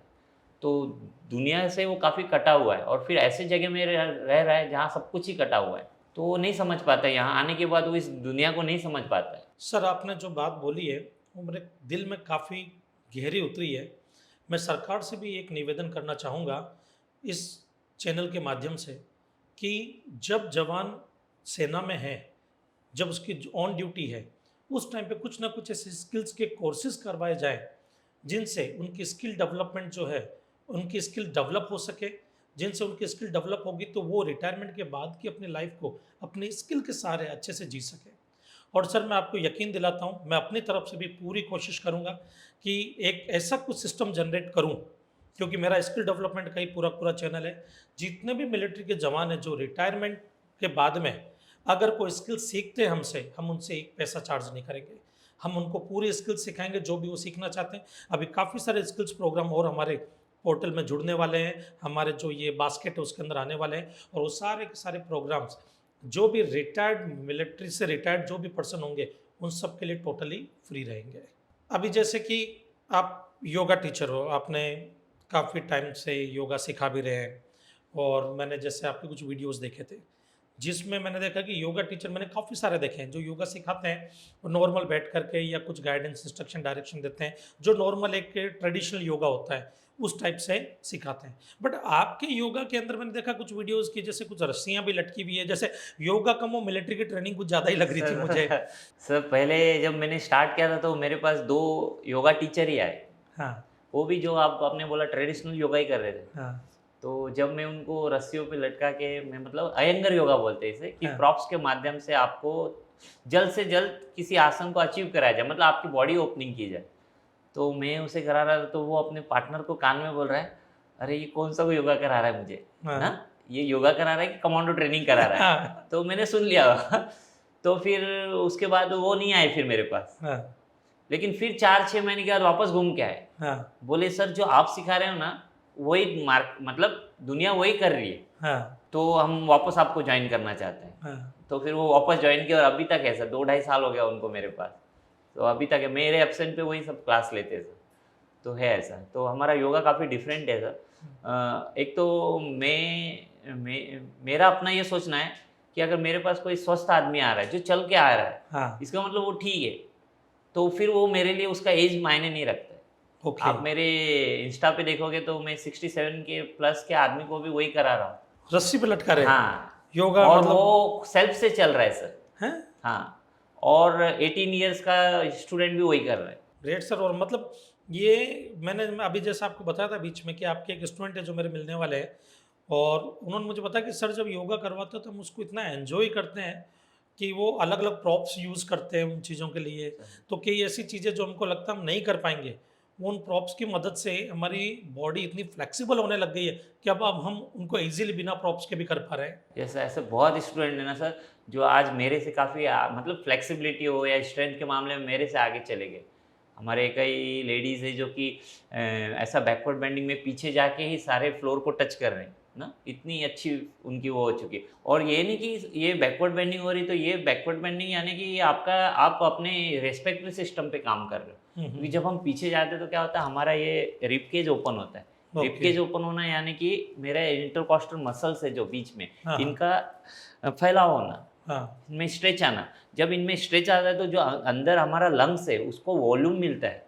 ओके। और जब हम ब्रीदिंग लेंगे, अगर मेरा ये ओपन है तो ऑटोमेटिकली मेरा अच्छा इनहेलेशन होगा। और जब मेरा इनहेलेशन होगा और जब लंग्स पूरा अपनी कैपेसिटी के अकॉर्डिंग फूलेगा तो मेरा डायफ्राम नीचे जाएगा। जब डायफ्राम नीचे जाएगा तो मेरे वेगस नर्व्स को हिट करेगा और ब्रेन को पता चलेगा कि यस ये आदमी अभी कामनेस चाहता है।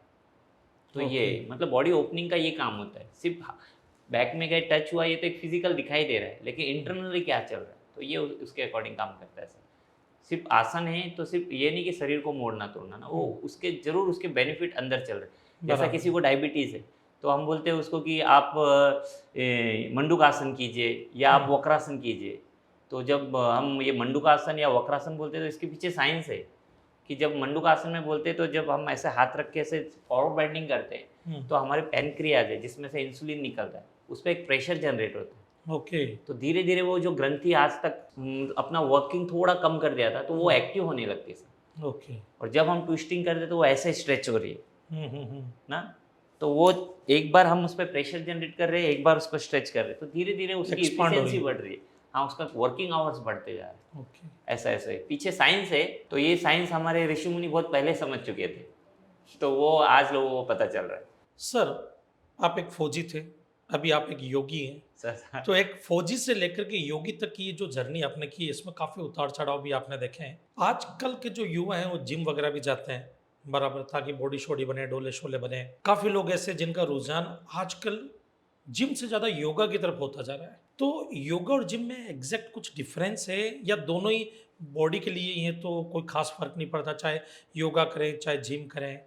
ऐसा तो आप बता सकते हैं कि क्या इनमें कुछ डिफरेंस भी होता है या कुछ भी कर सकते हैं? हाँ सर, काफ़ी डिफरेंट है ना। योगा सर सिर्फ एक फिजिकल एक्टिविटीज़ नहीं है ना सर, योगा आपके थ्री लेवल पे काम कर रहा है ना। एक तो आपके फिजिकल लेवल पे काम कर रहा है, दूसरा आपके मेंटल लेवल पे काम कर रहा है, तीसरा ये स्पिरिचुअल लेवल पे काम कर रहा है। अब ये है कि लोग इसको लेते कैसे हैं। अगर आप सिर्फ योगा से वेट लॉस चाहते हो तो आपको वेट लॉस ही होगा, लेकिन आप चाहते हो नहीं मुझे माइंड भी इससे वो करना है तो आपका माइंड भी इससे शांत होगा। अगर आप चाहोगे नहीं मुझे स्पिरिचुअल भी इससे जुड़ना है, क्योंकि जैसा एक घड़ी है, एक वॉच है जो चल रही है, तो वॉच सबको दिखाई दे रही है, लेकिन वॉच चल क्यों रही है, उसके पीछे एक सेल है। बराबर। वो सेल निकालेंगे तो वॉच नहीं चलेगी। वैसे आपके अंदर एक सोल है, ओके। उस सोल तक हम पहुंच रहे नहीं है। जो नहीं चाहता है कि मुझे ये करना है वो करना है, इसको जिसको मतलब बोलते हैं कि आत्मा है आपके अंदर, तो हम वहाँ तक पहुँच रहे नहीं है। हम सिर्फ फिजिकल बॉडी पे मतलब हम बाहरी जो स्केलेटल मसल्स है उसी पे काम कर रहे हैं। अंदर क्या चल रहा है उस पर काम नहीं कर रहे। तो ये जो आपने बताया कि ये जो जिम में जो आजकल युवाओं का जा रहे हैं ना, तो जिम में देखो हम आज के डेट में हम सिर्फ मशीन के बीच में ना, हर जगह आपको कहीं ना कुछ मशीन के साथ जुड़े हो, और नहीं तो भी अगर नहीं जुड़े हो तो आपका मोबाइल डिवाइस है आपके साथ, तो माइंड इससे डिस्टर्ब ही है, क्योंकि आप स्क्रीन को ऐसे चेंज कर देते तो लाइफ ऐसे चेंज नहीं हो सकती। तो जब जिम में आदमी जा रहा है वो फिटनेस के लिए जा रहा है, तो सिर्फ फिजिकल फिटनेस होना ही नहीं मेन होता है, तो आपका मेंटल हेल्थ भी होना ठीक है। तो जब आप मशीन के साथ जुड़े हो और जिम में ट्रेडमिल में आप रन कर रहे हो, तो जिम में कुछ और बज रहा है, हर लोग कुछ अलग अलग एक्टिविटीज़ कर रहे हैं वहाँ, और कुछ और बज रहा है, और आपने लगाया हुआ ब्लूटूथ, आप कुछ और सुन रहे हो, और आगे बराबर। आप देख कुछ और रहे हो, बराबर। मतलब आप टोटली डिस्टर्ब हो। तो इससे आपकी हेल्थ नहीं हो सकती, क्योंकि आपका हेल्थ या फिटनेस आपका तब माना जाएगा जब आप मेंटली भी फिट हो, क्योंकि आप जब मेंटली स्ट्रांग होगे तो ऑटोमेटिकली फिजिकली स्ट्रांग होता है आदमी। तो अभी एक जगह ये भी हुआ था कि वर्ल्ड का कुछ सारे उनको बुलाया गया था, कुछ टास्क मिला था उनको, तो उसमें देखा जाए तो लास्ट तक एक सोल्जर, मैं आपको हो सकता है तो वो क्लिप भेजूंगा, कि एक जवान ही लटका हुआ था उसमें, जो टास्क मिला था उसमें ओके। बॉडी बिल्डर्स भी थे, जिम्नास्टिक भी थे, बहुत लोग थे, लेकिन लास्ट तक वहाँ पे जो उसमें हैंगिंग हुआ था, उस बार में एक हैंगिंग करना था, तो वहाँ पे एक जवान ही था, जबकि ऐसा नहीं था कि बहुत बड़े बड़े मसल्स, उसके छोटे से मसल थे, लेकिन उसके माइंड ऐसा रेडी था ना, बाकी से वो माइंड मेंटली इतना फिट था कि नहीं मुझे लटकना है तो लटकना है इसमें, और काफ़ी टाइम तक वो उसमें हैंगिंग करता रहा, और वही विनर भी हुआ उसका। तो आपके मेंटल स्ट्रांग होना बहुत ज़रूरी है, फिजिकली स्ट्रांग इतना मायने नहीं रखता है। तो योग हमको हमारे ये तीनों लेवल पे काम करता है। मतलब है कि अगर हम योगा करते हैं तो उससे हमारा मन भी शांत रहता है, हमारी बॉडी के अंदर जो है हम फिट भी रहते हैं। तो फिट रहने के लिए, माइंड को काम रखने के लिए और स्पिरिचुअलिटी के लिए, तीनों के लिए जो योग है बहुत इंपॉर्टेंट रोल प्ले करता है। लेकिन जब हम जिम में जाते हैं तो उस वक्त हमारे कान में म्यूजिक कुछ और चल रहा है, तो ब्रेन को कोई और मैसेज आ रहा है, सामने हम कुछ और देख रहे हैं पिक्चर, उससे ब्रेन को कुछ और मैसेज आ रहा है। और यहाँ पर जो हम बॉडी बिल्डिंग का काम भी करें तो उससे हमारे मसल्स तो बन रहे हैं, लेकिन हमारी बॉडी अंदर से फिट नहीं हो पा रही है, ना हमारा ब्रेन स्ट्रांग हो पा रहा है, ना मेंटली स्ट्रांग हो पा रहा है। मैं किसी भी जिम के खिलाफ नहीं हूँ, आपको जिम जाना है, आपको जिम जाना चाहिए बॉडी को फिट रखने के लिए। लेकिन जहाँ पे ये अलग अलग तरह की एक्टिविटीज़ हो रही है कि जिसमें म्यूजिक कुछ और चल रहा है, आप कुछ और सोच रहे हैं, देख कुछ और रहे हैं, जिससे आपकी पूरी बॉडी का अलाइनमेंट गड़बड़ हो सकता है, उनसे ज़रूर बचें। सर, हमारे चैनल पे काफ़ी सारे स्टूडेंट्स भी हैं जो सर पॉडकास्ट वगैरह देखते करते हैं, ये वीडियोस भी वो देख रहे होंगे। कुछ ऐसी एक्सरसाइज या कुछ ऐसा मेडिटेशन या योगा जो आप बताना चाहें जिनसे उनका फोकस बना रहे, क्योंकि आजकल के फोकस बहुत जल्दी हट जाता है स्टूडेंट्स का, तो उनका फोकस बना रहे, ऐसा कोई आप मेडिटेशन या कुछ भी योग बता सकते हैं? यस सर, स्टूडेंटों के लिए ऐसा हमारे पास है योग। हम बीच में हमने कई स्कूलों में कराया भी था कि एक और मैं हमारे एक बैडमिंटन एकेडमी है सर, हाँ हाँ उनके स्टूडेंट का फोकस बढ़ाने के लिए विद्या हाँ विकासनी स्कूल में, हाँ तो उनके सर ने मुझे वहाँ as a yoga teacher invite किया हुआ है। तो हम उनका फोकस लेवल बढ़ाने के लिए एवरी संडे सर हम एक त्राटक क्रिया करते हैं, ओके। जिसमें हम लाइट्स पूरी ऑफ कर देते हैं और एक कैंडल लेते हैं, या आप एक दिया ले सकते हो जो भी अवेलेबल है, और उसको आपको उसकी लाइट को कंटिन्यू देखते रहना है। उस कैंडल के फ्लेम का और आपका डिस्टेंस एक हाथ का होना चाहिए सर, और जो कैंडल है वो आपके यहाँ होना चाहिए एकदम आई आंखों के लेवल। सामने। हाँ, आप उसे देखते रहिए सर ना, उसमें देखने का कुछ टेक्निक होती है ना। एक तो कैंडल की लौ को हमको, फ्लेम को हमको पूरा नहीं देखना है, ओके। एक बार हमको उसके टॉप को देखना है, एक बार उसके मिडल को देखना है, एक बार उसके एंड को देखना है, और बाद में पूरी लौ को देखना है। तो इससे क्या है, एक तो कैंडल की लौ कितनी होती है, इतनी सी, बराबर। और उसमें भी आप सिर्फ उसको टॉप को ही देख रहे हो, हम्म तो धीरे, और आपको पूरा डार्कनेस है, आपको कुछ नहीं दिखाई दे रहा है। हम्म एक तो इससे उसका फोकस लेवल बढ़ रहा है, दूसरा जो टीयर है, मतलब जो हमारे स्नायु, जो आंखों के मसल्स वीक हो जाते हैं, तो ये स्ट्रांग होने लगता है सर। आजकल आपने देखा छोटे से बच्चों को ही चश्मा लग जा रहा है, लेकिन वो ये क्रिया करते हैं और डेली करते हैं, तो डेफिनेटली सर उनको इससे उनका फोकस भी बढ़ेगा सर, और धीरे धीरे अगर उनको चश्मा स्पेक्स है तो वो उसके नंबर्स भी कम होंगे सर। और दूसरा सर ब्रीदिंग, क्योंकि ब्रीदिंग एक्सरसाइज है कि जब हम क्लास में भी बोलते हैं कि breathe in and breathe out, तो जब भी हम ब्रीद आउट बोलते हैं तो हमारा मतलब ये है कि आपने 6 सेकंड तक इनहेलेशन किया है, तो आपको 12 सेकंड तक एक्सहेलेशन करना है। ओके। एक्सेलेशन में और जब आप इस ब्रीदिंग को फील करोगे सर, तो ऑटोमेटिकली माइंड को पता चलता है कि यस, अब इसको कामनेस चाहिए, अब बराबर। इसको पीस चाहिए। क्योंकि देखिए, ये जो सांस है आपके इमोशन के साथ, आपकी भावनाओं के सबके साथ जुड़े हुए हैं ना। तो इसलिए हमारे शास्त्रों में आज से कई हजार साल पहले लिखा हुआ है कि चले वाते चले चित्तम निश्चलम चले भवतु। जैसे ही आपकी सांस चलेगी, आप देखना अभी आपकी ब्रीथ कुछ और चल रही होगी ना, बराबर। जैसे आपको किसी के ऊपर गुस्सा आएगा, ये कुछ और चलने लगेगी। जैसे आपने कि आपका कोई बड़ा सा टास्क पूरा हुआ, आप क्या बोलते हैं, अरे यार चैन की सांस तो लेने दो ना, ऐसा बोलते हैं ना। हाँ। कितना सुकून मिलता है। और अगर आप स्ट्रेस में हो तो सर ये कुछ और चल रही होगी। आप अपने बच्चे से मिलते हो बहुत टाइम के बाद, ये कुछ और चलेगी। आप बीमार होते हो, आपको कोई डिजीज़ आपके बॉडी में एंटर करती है, ये सबसे पहले सर इस पे फ़र्क आएगा। हम्म। तो इसीलिए आपके सांसों के साथ आपका इमोशन जुड़ा हुआ है, आपके सब कुछ जुड़ा हुआ है। तो अगर आप ये ब्रीदिंग लेना स्टार्ट करते हो तो ऑटोमेटिकली सर आप कुछ नहीं करके भी आप एक अच्छा मतलब एक निरोगी जीवन जी सकते हो प्राणायाम के माध्यम से। और कुछ प्राणायाम होते हैं सर स्टूडेंट के लिए, जैसा भ्रामरी प्राणायाम हो गया। इसमें क्या करते हैं कि जो हमारी फर्स्ट इंडेक्स फिंगर है इसको हम लोग यहाँ पे लगाते हैं ओके। आईलिड के ऊपर, या और जो हमारी मिडल फिंगर है इसको ये साइनस पॉइंट पे, ओके। और जो हमारी ये रिंग फिंगर है उसको अपर लिप्स पे, और हमारी जो लिटिल फिंगर है लोअर लिप्स पे, इसके इस तरह। और इससे इसको लीड को बंद करते हैं। ओके।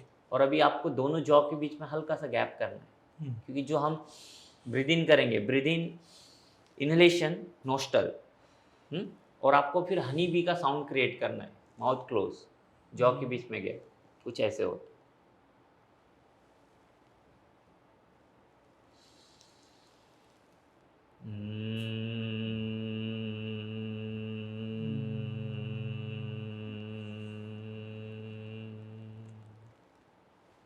जब तक आप कर सकते हैं 5 बार 6 बार आप एक बार या करके देखिए यहाँ पे, यहाँ पे। सर। और कहीं पे आपको इसको कंप्रेस नहीं करना है, बिल्कुल फेदर टच।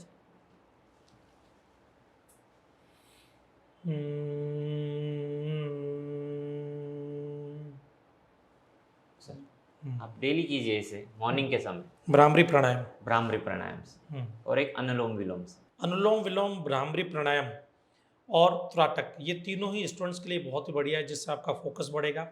और जो त्राटक कर रहे हैं उनसे मेरी एक रिक्वेस्ट है कि आप में से किसी का भी अगर आंख का ऑपरेशन हुआ है रिसेंटली, या आंख में कोई ऐसी प्रॉब्लम है जिसकी वजह से आंख पे स्ट्रेस देने से डॉक्टर ने मना किया, तो वो हाल फिलहाल के लिए उसको ना करें और डॉक्टर की निगरानी में या उनकी एडवाइस के बाद ही करें। जैसा कि सर ने बताया कि हमारे को मेडिटेशन करना चाहिए, योगा करना चाहिए, जिससे हमारे को फ़ायदा मिलेगा, सुबह जल्दी उठना चाहिए।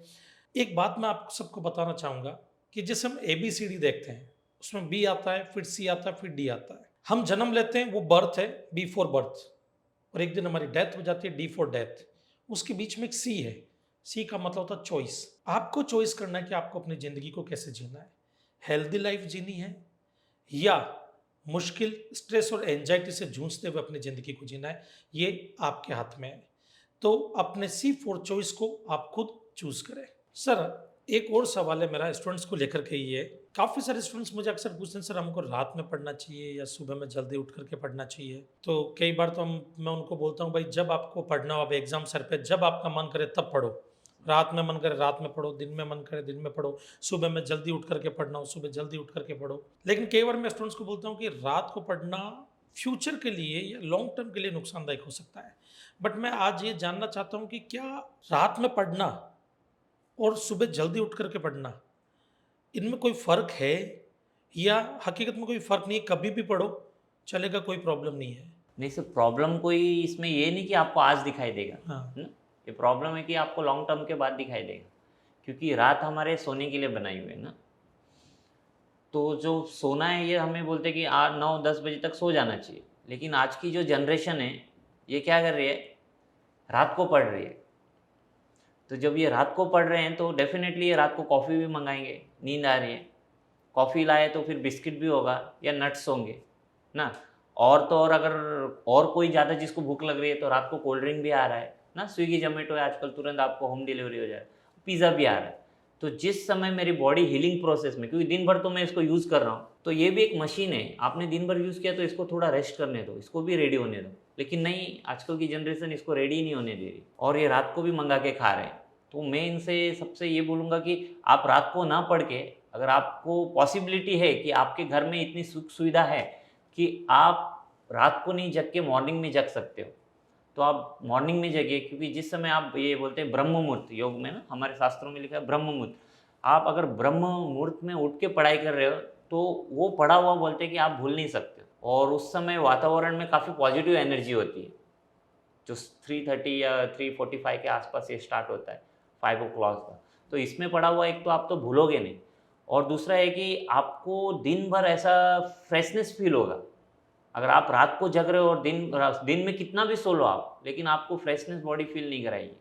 लेकिन आप मॉर्निंग में 3 बजे या पौने 3, साढ़े 3 बजे जो उठ के पढ़ना स्टार्ट कर रहे हो, तो जो 3 घंटा आपने पढ़ा वो बाकी रात के 6 घंटे से ज़्यादा बेटर है। तो और फिर ऐसे देखा जाए तो आपको फिर जो मैंने बोला कि इसका लॉन्ग टर्म में दिखाई देता है, तो ये आपको आगे दिखाई देगा कि आप वीक हो चुके होंगे, आपका डाइजेस्टिव सिस्टम वीक होगा, आप 26-27 साल की एज में आते आते, क्योंकि आप 5-6 साल तक इस सिस्टम को ही ख़राब कर रहे जा रहे हो, ख़राब किए जा रहे हो। तो जितना पॉसिबल हो स्टूडेंट से मैं यही कहना चाहूँगा कि आप मॉर्निंग में जल्दी उठें और जल्दी पढ़ने की आदत डालें, ताकि आपकी एजुकेशन के साथ साथ, आपके फ्यूचर के साथ साथ आपकी हेल्थ भी बनी रहे, क्योंकि हेल्थ इज़ वेल्थ बोला गया है ना सर।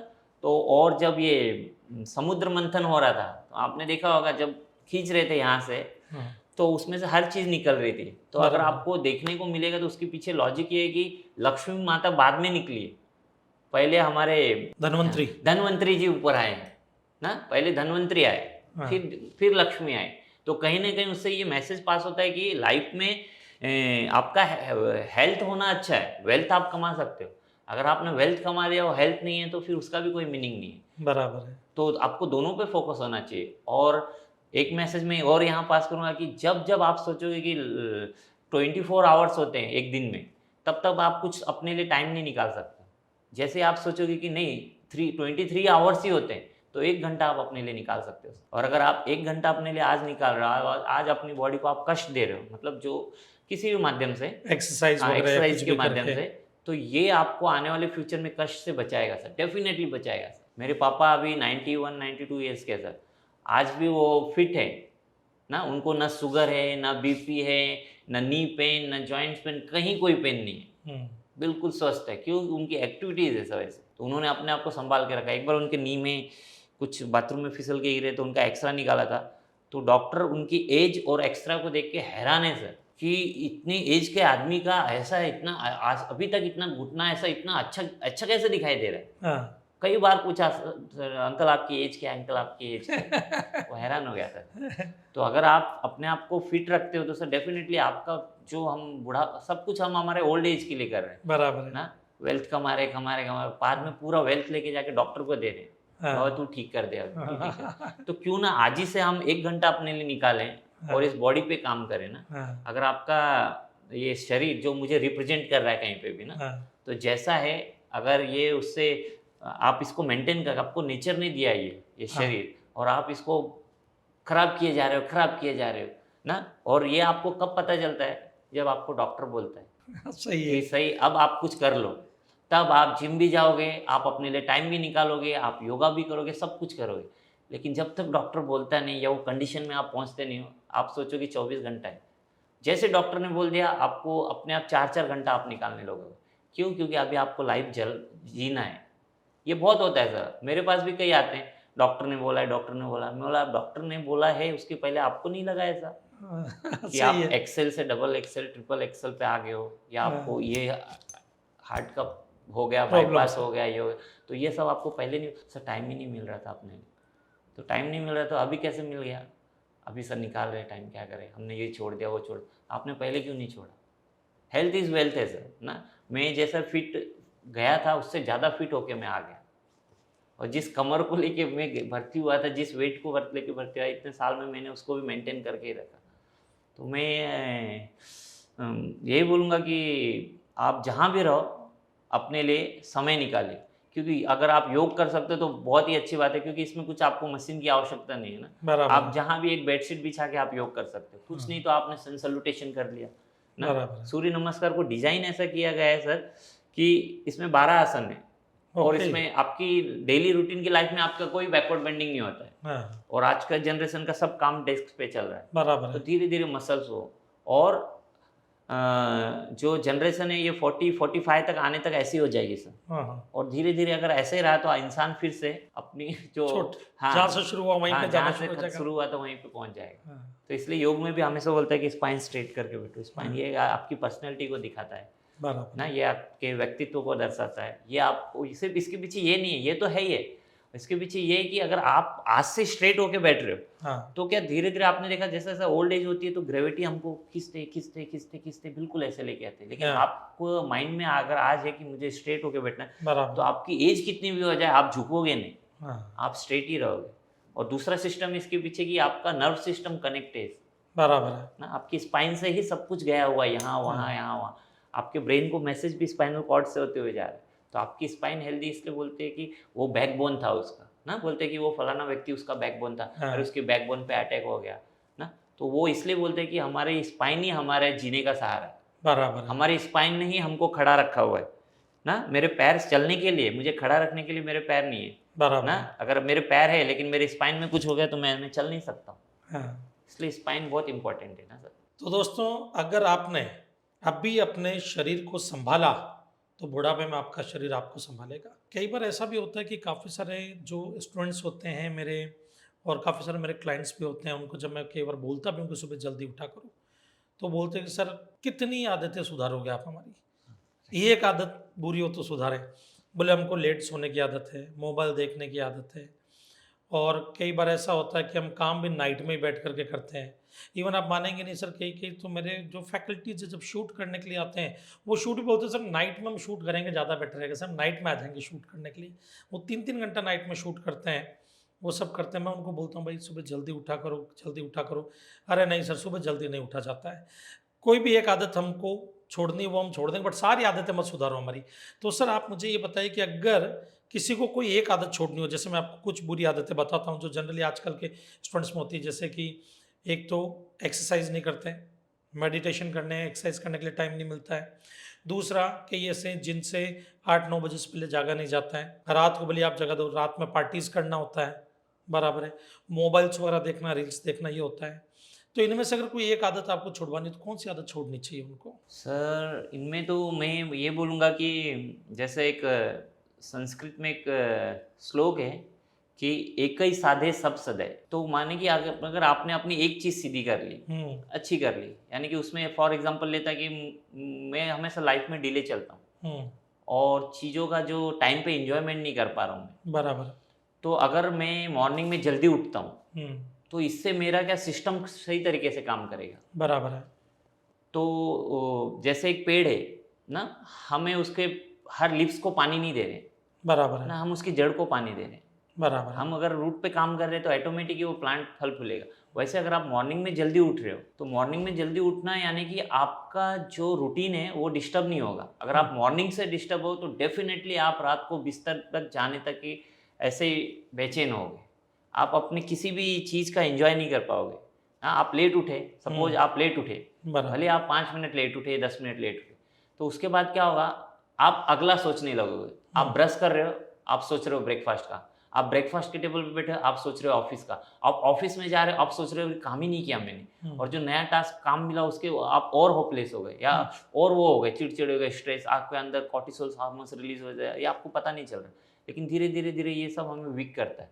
तो इसलिए अगर आप एक रूटीन आप अपने ठीक कर लीजिए कि नहीं मुझे मॉर्निंग में जल्दी उठना है। अगर आपको जल्दी उठना है तो डेफिनेटली आप जल्दी सोओगे, और जल्दी सोओगे तो डेफिनेटली आप जल्दी खाना खाओगे। जल्दी खाना खाओगे तो डेफिनेटली आपका डाइजेस्टिव सिस्टम ठीक रहेगा। डाइजेस्टिव सिस्टम ठीक रहेगा, आपका मेटाबॉलिज्म ठीक रहेगा। मेटाबॉलिज्म ठीक रहेगा, आप जो खा रहे हो आपको अच्छी तरीके से आप डाइजेस्ट कर रहे हो। तो ये इसलिए मैंने बोला कि एक ही साधे सब सदे। आप एक चीज़ सीधी कर लो तो आपका स्टेप वाइज अपने आप ही चीज़ें सही होते चली जाएगी। तो दोस्तों एक चीज़ जो हमारे को अगर छोड़नी है इन सब में से तो वो है कि लेट जागना छोड़ना है। सुबह ब्रह्म मुहूर्त में जल्दी उठने की आदत डालिए, बाकी की चीज़ें सब अपने आप हो जाएगी। मैंने किताब में पढ़ा था सर बहुत पहले, गांधी जी के पास में एक व्यक्ति जाता है और जाकर के बोलता है कि मेरे में कई बुराइयां हैं तो मैं छोड़ नहीं पा रहा। तो गांधी जी बोलते एक बुराई छोड़ दे तू। बोले ठीक है। बोले एक बुराई छोड़ने से क्या होगा? बोले बाकी धीरे धीरे अपने आप छूट जाएगी। क्योंकि जब आपको किसी शर्ट को टांकना होता है, शर्ट को अगर टांकना होता है, तो आपको आस्तीन, पॉकेट, बाकी का शर्ट वो सब अलग-अलग करके नहीं टांकना होता है। आप सिर्फ़ उसकी कॉलर टाँगो, बाकी चीज़ें ऑटोमेटिक टंग जाएगी। तो राइट आपने सर। सही बोला कि एक साधे सब सधे। सर, एक जैसे आजकल के अभी जैसे बात चल रही है कि एडिक्शन की या ये सब चीज़ों का एडिक्शन हो जाता है। मोबाइल का एडिक्शन आजकल एक कॉमन चीज़ हो गई है। मैं कई सेमिनार भी लेता हूँ, वहाँ पे पेरेंट्स सबसे ज़्यादा ये बोलते हैं कि हमारा बच्चा मोबाइल बहुत देखता है। अब एक सजेशन तो मैं उनको कई बार देता हूँ। मैं उनसे ये पूछता हूँ, आप मोबाइल देखते हैं? बोले, हाँ जी, हम भी देखते हैं। तो मैंने कहा, फिर आपका बच्चा भी देखेगा। क्योंकि बच्चा कभी भी वो काम नहीं करेगा जो उसको बोला जाएगा। राइट। वो काम करता है जो वो होते हुए घर में देखता है। बट सर, आपके पास कोई ट्रिक्स या टेक्निक्स ऐसी कोई जिससे कि ये जो मोबाइल का एडिक्शन जो आजकल बच्चों में हो रहा है, वो कम हो सके या छोड़ा जा सके? आपको जब बच्चा आपसे मोबाइल माँग रहा है, तो आपको उसे, या हम कई बार क्या हो रहा है कि आजकल पेरेंट्स अपने बचाव के लिए ना, कि चलो हम इसको मोबाइल देते तो 1 घंटा हम ये काम कर लेंगे। हाँ, मोस्टली यही हो रहा है, इसलिए बच्चा भी माँगता है, और बच्चा का ब्रेन आपसे ज़्यादा शार्प है। उसको ये पता है कि कब माँगना है, कब जिद करना है मुझे, हाँ, ताकि मिल ही जाए, ये डिवाइस मुझे मिल ही जाए और मैं अपनी पसंदीदा चीज़ देखूँ इसमें, गेम हाँ, खेलूँ या जो भी उसका। तो जब ऐसा आजकल जब ऐसी सिचुएशन में जब ये माँग रहे हैं आपसे बच्चा मोबाइल, तो आप उसे मोबाइल मत दो। आप उसको कोई टास्क दे दो, हुँ, जो उस जिस चीज़ फील्ड में वो खेल रहा है, जो नीचे जाके वो खेलता है। हुँ, जैसे कुछ भी हो सकता है उसमें, बैडमिंटन हो सकता है या बॉल बॉल हो सकता है या कैच हो सकता है। तो आप उसके साथ आपको लगना पड़ेगा। आप बोलो तू खेल ले तो वो नहीं खेलेगा। हाँ, लेकिन आप अगर अपना टाइम निकाल के उसके साथ खेलते हो, तो डेफ़िनेटली है कि वो धीरे-धीरे उस मोबाइल डिवाइस से दूर होगा। और वो डिवाइस से दूर होगा तो जो चीज़ खेल रहा है, क्या पता उसका वो इंटरेस्ट उसमें इतना बढ़ जाए, और वो जो अभी हमने युवा क्रिकेटर प्लेयर बन रहे सूर्यवंशी, वैभव सूर्यवंशी, वैभव वो बन सूर्यवंशी। जाए। वो उसकी स्ट्रगल देखिए सर, 200 आवर्स किलोमीटर का डेली रन कर रहा था हाँ, और फिर जाके खेल रहा था। हाँ, और आप इधर अपने बच्चों को घर पे ही टाइम नहीं निकाल रहे, हाँ, तो बच्चा कैसे सूर्यवंशी जैसा बन सकता है? तो बराबर है। आपको उस बच्चे से अगर डिवाइस छुड़ाना है, तो आपको उसके साथ लगना पड़ेगा कि चल मैं खेलती हूँ तेरे साथ, हाँ, चलो मैं खेलता हूँ तेरे साथ। जो भी घर पे पेरेंट्स है, लेकिन पेरेंट्स को पहले मोबाइल की लत छोड़नी पड़ेगी, ताकि बच्चा फिर वो छोड़े। तो दोस्तों, अगर आप चाहते हैं कि आपके जो बच्चे हैं वो मोबाइल का एडिक्शन छोड़ दें, या आप खुद भी अगर मोबाइल का एडिक्शन छोड़ना चाहते हैं, तो कोई ना कोई एक चैलेंज और एक टास्क जो है वो आप लीजिए। क्योंकि जब किसी चीज़ को एज ए टास्क आप करते हैं और एक एज ए चैलेंज आप एक्सेप्ट करते हैं, तो आपका पूरा ब्रेन उस चैलेंज को जीतने में लग जाता है और आपके ब्रेन को मोबाइल का ध्यान ही नहीं रहेगा, और धीरे धीरे फिर ये आपकी एक हैबिट बन जाएगी और मोबाइल एडिक्शन छूट जाएगा। सर, कई बार ऐसा भी होता है कि जब आप कमांडो ट्रेनिंग करते थे अपनी, जब वहाँ पे थे, तो काफ़ी सारे ऑफ़िसर से आपकी मुलाकात हुई होगी। काफ़ी सारे ऑफ़िसर्स ऐसे भी होंगे, जिनको देख कर के आपको लगा होगा कि अरे यार! इनके जैसा मुझे बनना है। इनको देख कर के मुझे लग रहा है इंस्पिरेशन सी आ रही है।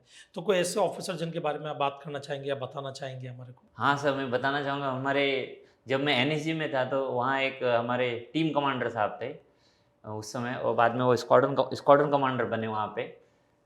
तो हमारी ट्रेनिंग साथ में ही थी। तो महाराष्ट्र से थे, इसलिए थोड़ा उनसे जान पहचान हो गई थी। हाँ, तो काफ़ी अच्छे, काफ़ी सिंसियर, काफ़ी नॉलेजेबल और काफ़ी शांत। हाँ, और उनके पास अगर आप बुक्स देखोगे ना सर, तो ऐसे बक्से भर-भर के उनकी लाइब्रेरी है पूरी। बुक्स का पढ़ने का उनको काफ़ी शौक।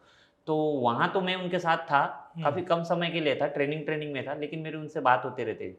तो जब वो सीईओ बने, तो उनकी पोस्टिंग मेरी बटालियन में हो गई। तो मुझे पता चल गया कि सर आ रहे हैं, तो मैंने पता किया, तो वही योगेंद्र अग्रवाल सर थे हाँ, कमांडेंट।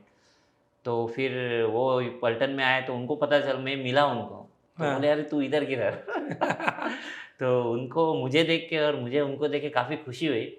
और सर बोले तो बिल्कुल, उनका ऐसा था कि या जो सरकारी चीज़ है वो सरकार के काम में ही यूज़ होगी, मेरे पर्सनल के लिए यूज़ नहीं होगी। तो उनकी बेटी भी थी, हम नक्सल में भी थे, तो जिस जगह पे थे वहाँ इतना नहीं था, लेकिन फिर भी वो उनकी बेटी जो स्कूल जाती थी, वो अपने पर्सनल ऑटो से सर ने भेजा था, बाकी बच्चों के साथ ही। ओके, ऐसा था कि ये नहीं कि हमारी कोई अपनी पर्सनल गाड़ी जा रही फौज की उसको छोड़ने के लिए, नहीं। वो बोले कि मैं ऑफिसर हूँ ना, मेरी बेटी ऑफिसर नहीं है। हाँ, तो वो जो जाएगी वो बाकी जैसे जा सकती है, जो मेरी कैपेसिटी है हाँ, उसी में जाएगी। तो उन्होंने एक ऑटो किया था, अकेली जाती थी बच्ची, हाँ, और अकेली स्कूल से आती थी। हाँ। कोई सिक्योरिटी वगैरह कोई ऐसा कुछ सिक्योरिटी नहीं? नहीं, कोई शोबाजी नहीं, कुछ नहीं। उनका पर्सनल काम, पर्सनल जो काम था पर्सनल से गाड़ी से होता था, और जो उनका गवर्नमेंट का काम था, सरकारी काम था, वो सरकारी गाड़ियों से होता था। मतलब सरकारी गाड़ी या सरकारी फैसिलिटीज जो है उन्होंने कभी भी अपने पर्सनल काम में यूज़ ही नहीं पर्सनल की। काम में यूज़ नहीं किया उन्होंने। सर मैं चाहूँगा कि आप मुझे उनका नंबर दे करके जाएँ, क्योंकि मेरे को अब एक चीज़ ये भी कि मैं एक और पॉडकास्ट जो है कोशिश करूँगा कि अगर उन्होंने वक्त दिया तो मैं उनके साथ में एक पॉडकास्ट करना चाहूँगा। हाँ, ज़रूर सर, आप ऐसे इस लेवल पे पहुँचने के बाद आदमी क्या काफ़ी घमंडी, या मतलब बोलते हैं ना कि ईगो ईगो पावर। पावर हर किसी को डाइजेस्ट नहीं होती है। हुँ, लेकिन हमारे सर एकदम आराम से डाइजेस्ट करते हैं, कभी कोई शोबाजी नहीं उनके अंदर। जितना वो ऊपर हैं, बोलते हैं ना, उससे ज़्यादा नीचे, एकदम ग्राउंड टच। उनके लिए ये नहीं कि ये जवान है, मैं ऑफिसर हूँ, हाँ, या ये गरीब है, या मैं वो नहीं। क्योंकि वो उसी लेवल से ही सर भी धीरे-धीरे करके ऊपर आए। हाँ, तो काम करके बहुत मज़ा आया। मैं काफ़ी 4-5 साल था उनके साथ। कभी ऐसा नहीं लगा कि ये इतने बड़े सीईओ हैं और मैं इतना बराबर। छोटा रैंक में हूँ ना, ऐसा कभी नहीं लगा उनके साथ। हाँ, बहुत अच्छा लगा। तो मैं काफ़ी पहले ही छोड़ने वाला था, लेकिन सर के साथ था तो बोले तू कर ले जब तक मैं हूँ। हाँ, तो फिर मैं करते गया तो सर भी रुके रहे, रुके रहे, रुके रहे, रुके रहे। हाँ, तो अगर मुझे मौका मिला और सर मानते हैं, तो मैं डेफ़िनेटली सर आपको बात कराऊँगा उनकी आपसे। उनका जो नॉलेज है ना, हाँ, क्योंकि जब हम वहाँ पे थे तो काफ़ी स्कूलों में जाते थे सर। सर को बराबर। अगर वो बोलते कि अगर मैं ये नहीं आता, मैं टीचिंग लाइन में होता, उनको बहुत अच्छा वो है, हाँ, क्योंकि उनका नॉलेज काफ़ी हाई है। मेरे से अच्छे मैसेज आपको, आज की जनरेशन को वो पास कर सकते हैं। अरे सर, सर आपके साथ पॉडकास्ट करके तो मेरे मतलब इच्छा ही नहीं हो रही कि मैं इस पॉडकास्ट को खत्म करूँ। इतना कुछ मुझे जानने को मिल रहा है ना, इतना कुछ जानने को मिल रहा है। सर, एनएसजी ट्रेनिंग के बारे में मैंने सुना कि काफ़ी टफ रहती है, बहुत ही हार्ड रहती है। एग्ज़ैक्ट ये एनएसजी कमांडो ट्रेनिंग में होता क्या है एग्ज़ैक्ट? सर हार्ड नहीं सर, काफ़ी हार्ड होती है ट्रेनिंग। इसलिए ये कोई परमानेंट फ़ोर्स नहीं है कि यहाँ रिक्रूटमेंट कराया जाए। ये एक ऐसी फ़ोर्स है, मतलब हमारे इंडिया की लीड फ़ोर्स है, स्पेशल टास्क फ़ोर्स। तो इसमें आर्मी से भी आते हैं और बाकी पैरामिलिट्री फ़ोर्सेस से भी आते हैं। तो पहले ऐसा था कि जो आर्मी का ग्रुप अलग होता था, जो ऑपरेशन ग्रुप करता था, और जो सीपीओस थे, मतलब सेंट्रल पैरामिलिट्री फोर्स, ये वीआईपी ड्यूटीज़ करते थे। लेकिन अभी तो सब कुछ सेम हो गया है। लेकिन इसकी ट्रेनिंग जो है ये बिल्कुल इक्वल होती है, ट्रेनिंग में कोई वो नहीं है। बाद में जाके on the job training change हो जाता है। हम वीआईपी सिक्योरिटी की प्रैक्टिस करते हैं, लेकिन साथ-साथ हम इंसर्जेंसी काउंटर अटैक की भी प्रैक्टिस करते हैं। और जो वो है, वो वीआईपी ड्यूटी की प्रैक्टिस नहीं करते, उनका वही काम है ऑपरेशनल ड्यूटी। लेकिन हमें दोनों टास्क करना पड़ रहा है अभी, वीआईपी ड्यूटीज़ भी करना पड़ रहा है और ऑपरेशनल ड्यूटी भी करना पड़ रहा है। तो जब ये ट्रेनिंग स्टार्ट हुई थी, तो जो हमारे पुराने जो एनएसजी से डेपुटेशन काट के आए थे, वो जैसा बताते थे बिल्कुल वैसा ही है कि आपको कम से कम रेस्ट मिलेगा, ज़्यादा से ज़्यादा टास्क मिलेंगे। आपकी फायरिंग की स्किल इतनी इस हाई लेवल पे लेके आएँगे कि आपको कुछ विदिन 5 सेकंड में आपको पिस्टल निकालना भी होता है और 5 राउंड फायर भी करना होता है, और फिर से उसको पोंछ मतलब रखना, अपने होल्स्टर में रखना भी होता है। इतना फास्ट एक्शन। तो उस फास्ट एक्शन के लिए, उस एक्शन के लिए जो प्रिपरेशन होती है पीछे, उसके पीछे काफ़ी मेहनत होती है सर। ये जो वर्दी पहन के जो आपको एक कमांडो ऐसा दिखाई देता है, ये इसके पीछे उसकी मेहनत है सर। और दिन रात ढाई महीने की ट्रेनिंग होती है सर, जिसमें आपको फर्स्ट डे से या 1 वीक के बाद से एक पिट्ठू लग जाता है पीछे 20 केजी का। ओके। 17 केजी उसमें सैंड होती है और 3 केजी की एक डमी राइफल होती है। हुँ, वो आपके पास लग जाएगा, और वो कब उतरेगा? जिस दिन आप वहाँ से गेट से बाहर जाओगे। ये तो 24 आवर्स आपके पीछे रहेगा। ओके।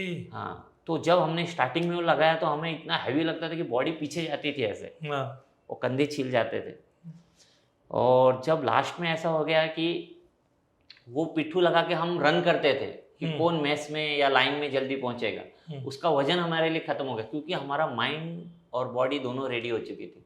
हुँ, और उसको लगा के हम रन करते थे। इतना हल्का, मतलब लगता ही नहीं था कि पीछे कुछ है। रेस्ट भी करना है तो उसको ऐसे रख के हम रेस्ट करते थे, सोना है तो ऐसे ही साथ में लिया। इवन हम जहाँ सुबह फ्रेश होने के लिए जाते थे, वहाँ जैसा कि नफरी ज़्यादा है और वॉशरूम वगैरह कम है, तो उसके अंदर भी हम सोचते थे अभी अंदर हमारा टाइम नहीं आया तो क्यों ना हम यहाँ पे कुछ कर ले। तो हुँ, कोई वहाँ डिप्स मारते रहता, कोई हुँ, हमने ऐसा साइकिल के ट्यूब्स लगाए थे हुँ, बाथरूम में, हुँ, उसको खींचने लगते कि हुँ, टाइम वेस्ट ना हो। और हुँ, जिस मकसद से मैं इधर आया हूँ हुँ, ट्रेनिंग पास होने के, हुँ, क्योंकि सर उधर रोप्स काफ़ी है, चढ़ना है, उतरना है, हुँ, चढ़ना है, तो आपको स्ट्रेंथ चाहिए। और अगर आपका स्ट्रेंथ नहीं और टेस्ट हुआ और आप फेल हो गए तो आप बैक टू पवेलियन। तो इसलिए आदमी वहाँ अपना टाइम कैसे मतलब वो करे कि यहाँ पे हाँ, भी मैं 4 ये ट्यूब खींच के अपनी स्ट्रेंथ बढ़ा दूँ। हाँ, हमने अपने विंडोज़ पे भी लगाए हुए थे कि हाँ, जब मौका मिला हम खा रहे तो एक हाथ से ऐसा, एक हाथ से खा रहे तो एक हाथ से उसको खींच रहे हाँ, हैं, ऐसा था।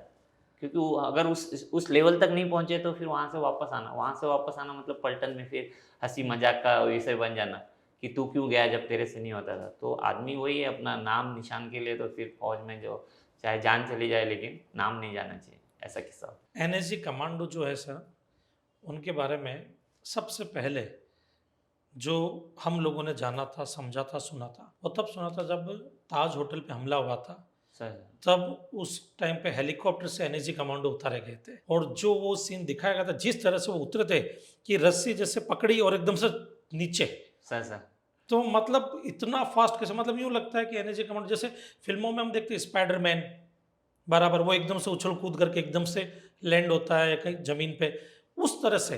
तब हमने पहली बार वो एनएसजी कमांडो जो है, उनके बारे में सुना, समझा और हम कई बार मेरे दिमाग में इतनी फुर्ती किसी इंसान में कैसे हो सकती है? हाँ सर, ये सर आते हैं, एक्टर आते हैं, ये ट्रेनिंग का एक हिस्सा है सर। हाँ, आपको पहले 10 फीट से उतारा जाएगा, फिर हाँ, आपको 20 से उतारा, लास्ट इसका 40 है सर। हाँ, 40 फीट से आपको ऊपर से अपना वेपन्स भी है, आपके पास एम्यूनेशन भी है, आपके पास क्या बोलते हैं, अपने खाने-पीने की भी ज़रूरतें की भी कुछ चीज़ें हैं, सेट है, ना ग्रेनेड है, काफ़ी कुछ हैवी हो जाता है सर वो जवान काफ़ी। हाँ, हाँ। और उस अगर आपका आर्म स्ट्रेंथ नहीं हुआ ठीक, तो क्या आप हो सकता है कि रोप छोड़ के नीचे आ जाए, ओह! ना? तो उसके लिए सर काफ़ी ट्रेनिंग होती है ना, तो कभी और वहाँ ट्रेनिंग चलते ही रहता है सर। एनएसजी मतलब आपको ट्रेनिंग ही ट्रेनिंग करना है, हाँ, ट्रेनिंग और फायरिंग, ट्रेनिंग और फायरिंग और ट्रेनिंग और फायरिंग। ये तो काफ़ी मज़ा भी आता है सर कि हेक्टर आया है, आप बैठे हो और वो लेके जा रहा है आपको, कभी यहाँ बोल रहा है लैंड करो, कभी वहाँ बोल रहा है लैंड करो। तो एक एन्जॉयमेंट भी था हमारे लिए। फिर वहाँ ऐसा एनएसजी का टास्क है कि हाउस इंटर अर्बन एरिया में काम करना। हाँ, जहाँ दूसरी फोर्सेस स्टॉप है वहाँ से एनएसजी का काम शुरू होता है। तो एक विद्युत जामवाल का एक डायलॉग है कि जहाँ लोगों की सांसें उखड़ती है वहाँ से कमांडो अपना काम शुरू करता है। शुरू कर तो वो एक एनएसजी से काफ़ी टफ ट्रेनिंग है सर। आपको सोने कम मिलेगा, हाँ, आपको फिजिकल एक्टिविटीज़ ज़्यादा मिलेगी, आपको टास्क पे टास्क मिलते रहेगा, कभी ये चैलेंज, कभी वो चैलेंज। अभी वहाँ एक बेस्ट कमांडो का कंपटीशन होता है, वो और भी हार्ड है। उसमें तो आपको टास्क पे टास्क, टास्क पे टास्क, टास्क पे टास्क मिलते रहेगा। और कई ऐसे टास्क होते हैं कि आपको यहाँ मिलिटेंट्स की फ़ोटो भी दिखाई हुई है और आपको लास्ट में वही फ़ोटो जाके उधर पहचानना भी है। ऐसे-ऐसे वेपन्स के पार्ट्स खोल के मिलेंगे कि आपको उस वेपन्स का पार्ट्स वहाँ भी लगे रहेंगे और आपको उसी सीक्वेंस में लगाना है उसको कि मैंने यहाँ ये देखा था, 3 नंबर पे ये पार्ट्स था, ये ट्रिगर था, तो वहाँ भी 3 नंबर में ही आपको रखना, वहाँ गलत रखे रहेंगे वो फ़ोटोज़। तो आपको इसलिए मैंने बोला कि आपको फिज़िकल फिट तो है, लेकिन जाके वो गलत सीक्वेंस में जाके रख दे रहा है। या मिलिटेंट ये था किसी और को बता रहा है कि मैंने जंगल में इसको देखा था या ये मेरा टारगेट था। हाँ, तो इसलिए मैं बोल रहा था कि आप फिजिकल फिटनेस के साथ साथ आपका एनएसजी में कि आपका मेंटल फिटनेस ज़्यादा होना चाहिए। आप मेंटल हो फिट हो, हाँ, आपका माइंड आप रेडी कर सकते हो क्योंकि हाँ, माइंड हमारे सारे सेंसेस के ऊपर आता है सर। ना बराबर है। हमारा माइंड हमारे सारे सेंसेस को दबाता है। सपोज जैसे बोलते हैं ना मन के हारे हारे मन के जीते जीत, जीत, ना? तो मन हमें चलाता है पूरी लाइफ। हाँ, हाँ, मन में आया बोलते हैं मन में आया खा लिया यार, मन में आ गया सो गया, मन में आया नहीं गया, मन में आया बॉस कोई उल्टा बोल दिया। मन मन मन मन मन मन हर जगह मन ही कर रहा है, तो आप क्या कर रहे हो? हाँ, आपको ये बुद्धि दिया हुआ है, लेकिन हाँ, बुद्धि के ऊपर मन हावी हो जाए। तो जो ये चीज़ समझ जाता है कि नहीं माइंड मुझे चला रहा है और बराबर माइंड है। फ्लेक्सिबिलिटी ढूँढता है सर। हाँ, अरे सो जाना क्या जा रहा है? हाँ, 1 घंटा और सो जाना, हाँ, सॉरी बोल देना बॉस को। हाँ, अरे 1 घंटा सो जाना क्या जा रहा है? अभी मैं मॉल गया, हाँ, मैंने देखा कि सेल लगा हुआ है हाँ, और अननेसेसरी का मैं सामान खरीद रहा हूँ। हाँ, लेकिन बुद्धि को पता है, बुद्धि तर्क वितर्क करती है। बुद्धि को बराबर पता है कि तेरे बैंक में अकाउंट में पैसा नहीं है। तो क्यों? लेकिन मन बोला अरे हम ये कर लेंगे ना, क्रेडिट कार्ड पे ले लेंगे, माँ से माँग लेंगे, भाई से माँग लेंगे, फ्रेंड से माँग लेंगे, ले लेना, क्या है हाँ, एक ज़िंदगी मिली। लेकिन नहीं, बुद्धि को सब पता है, लेकिन माइंड कहीं न कहीं बुद्धि पे हावी होता है। लेकिन जो बुद्धिजीवी होते हैं वो मन की नहीं सुनते। मन बहुत बोलेगा, तो मन को अगर आपको ट्रेंड करना है, मन से ऊपर उठना है, तो आपको मन को चैलेंज करना पड़ेगा। मन जैसे बोलता है कर ले, आपको बोलना अरे आज नहीं करता हूँ, हाँ, ना?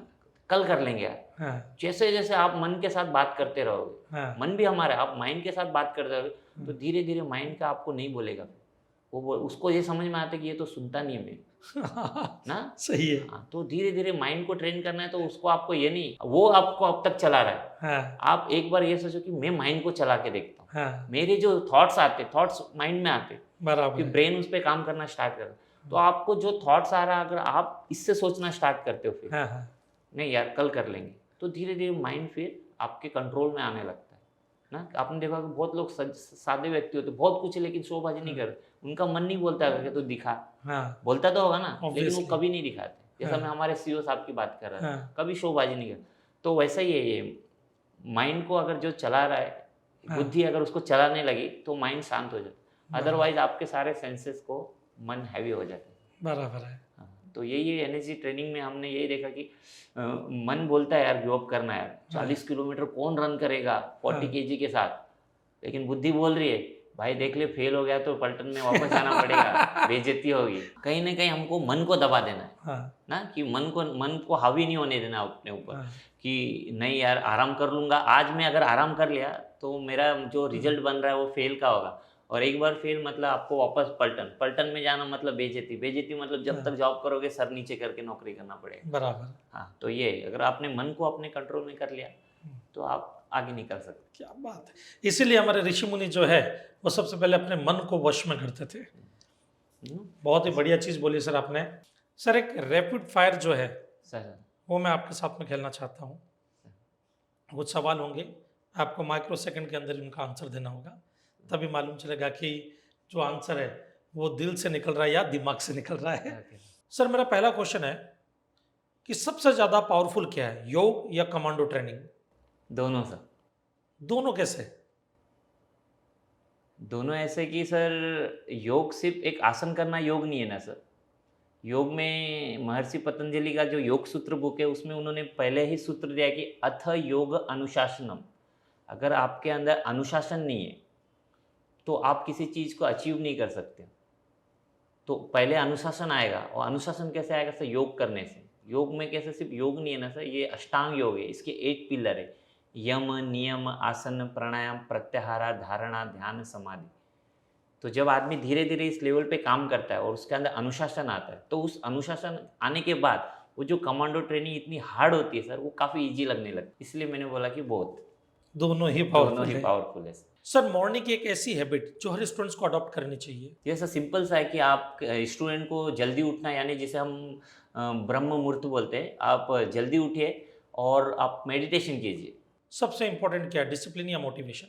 सर डिसिप्लिन, क्योंकि मोटिवेशन आपको 4 दिन हेल्प आ सकता है। जैसा लोगों को 31st की नाइट आएगी तो लोग उसे 25 से ही जिम जाना है ना, हेल्थ के प्रति कॉन्शियस, मैं ये गिव अप करूँगा, मैं ये करूँगा, मैं वो करूँगा, सारी कुछ तैयारी कर लेते, लेकिन फिर 31st की नाइट पार्टी वगैरह सब करके 1 तारीख से जो उन्होंने अपना प्लान गोल किया था वो सब ऐसे हो जाता है। तो मोटिवेशन से आपको 4 दिन काम आ सकता है, लेकिन डिसिप्लिन से आपको लाइफ टाइम चलेगा।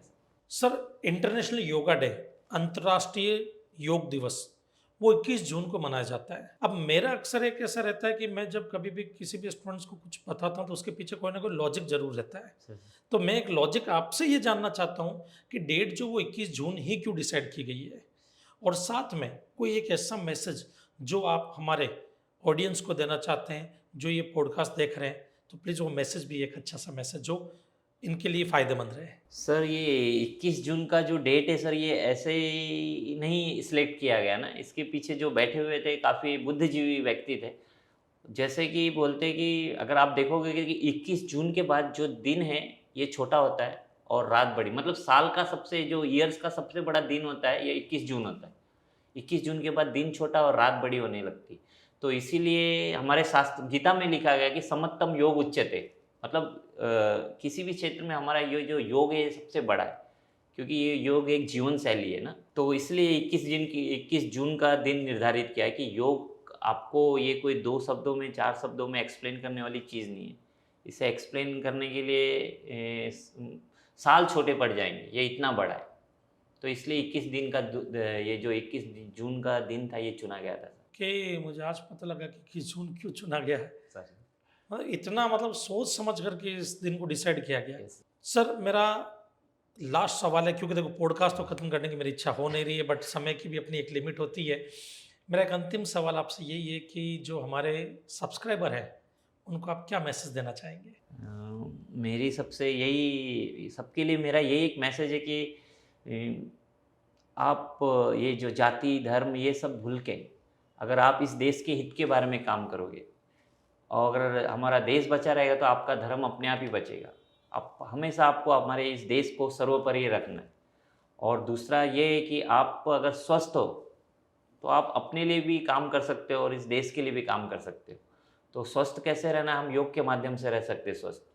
इसलिए आज पूरे वर्ल्ड में 195 कंट्रीज़ है सर, जिन्होंने योग को अडॉप्ट कर लिया, क्योंकि उन्होंने समझ लिया कि योग से ही, ये बोला ना, योगा से ही होगा। बराबर है। हाँ, तो इसलिए सबने अडॉप्ट किया और उनके बाद हमने अडॉप्ट किया, जबकि ये हमारी संस्कृति थी।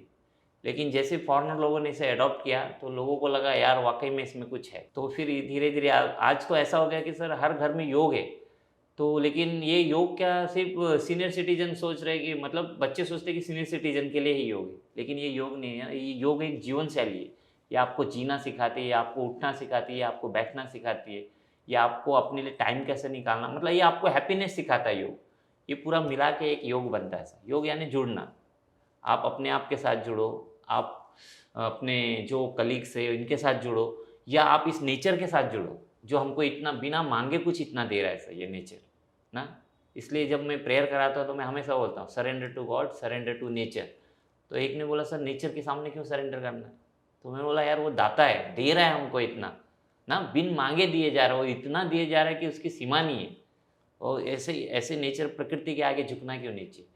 और फिर शास्त्रों में फिर से लिखा है कि वीर भोग्य वसुंधरा, मतलब आप वीर मतलब जो स्वस्थ है वो इस वसुंधरा का आनंद ले सकता है। नहीं तो बाकी तो सब बेड पे पड़े हुए हैं सब, 40 की उम्र में बेड में पड़ जा रहे हैं ना, क्योंकि शरीर का ध्यान नहीं दिया। तो हेल्थ इज़ वेल्थ, आप अपने हेल्थ का ध्यान दीजिए तो वेल्थ अपने आप आपके पीछे आएगी। तो दोस्तों, जैसा कि सर ने बोला कि जाति धर्म इन सब से ऊपर देश होता है। अपने देश की रक्षा का जिम्मा हमें खुद को उठाना पड़ेगा। बॉर्डर पे जो भी हमारी डिफेंस फोर्स है, जो भी हमारी डिफेंस है, बीएसएफ है, चाहे एनएसजी कमांडोज हैं, ये सब अपना अपना काम कर रहे हैं। लेकिन हमको भी हमारी जिम्मेदारियों को उठाना ही होगा। याद रखना, किसी कवि ने कहा है कि धरा बेच देंगे, गगन बेच देंगे, नदी नाले पर्वत चमन बेच देंगे। धरा बेच देंगे, गगन बेच देंगे, नदी नाले पर्वत चमन बेच देंगे, सेवा के मसीहा अगर तुम न संभले तो सत्ता के मसीहा वतन बेच देंगे। मिलते हैं ऐसे किसी और पॉडकास्ट में, किसी और स्पेशल शख्सियत के साथ में, जिनसे हमारे को बहुत कुछ सीखने को मिलेगा, बहुत कुछ जानने को मिलेगा। तब तक के लिए जय हिंद, जय भारत।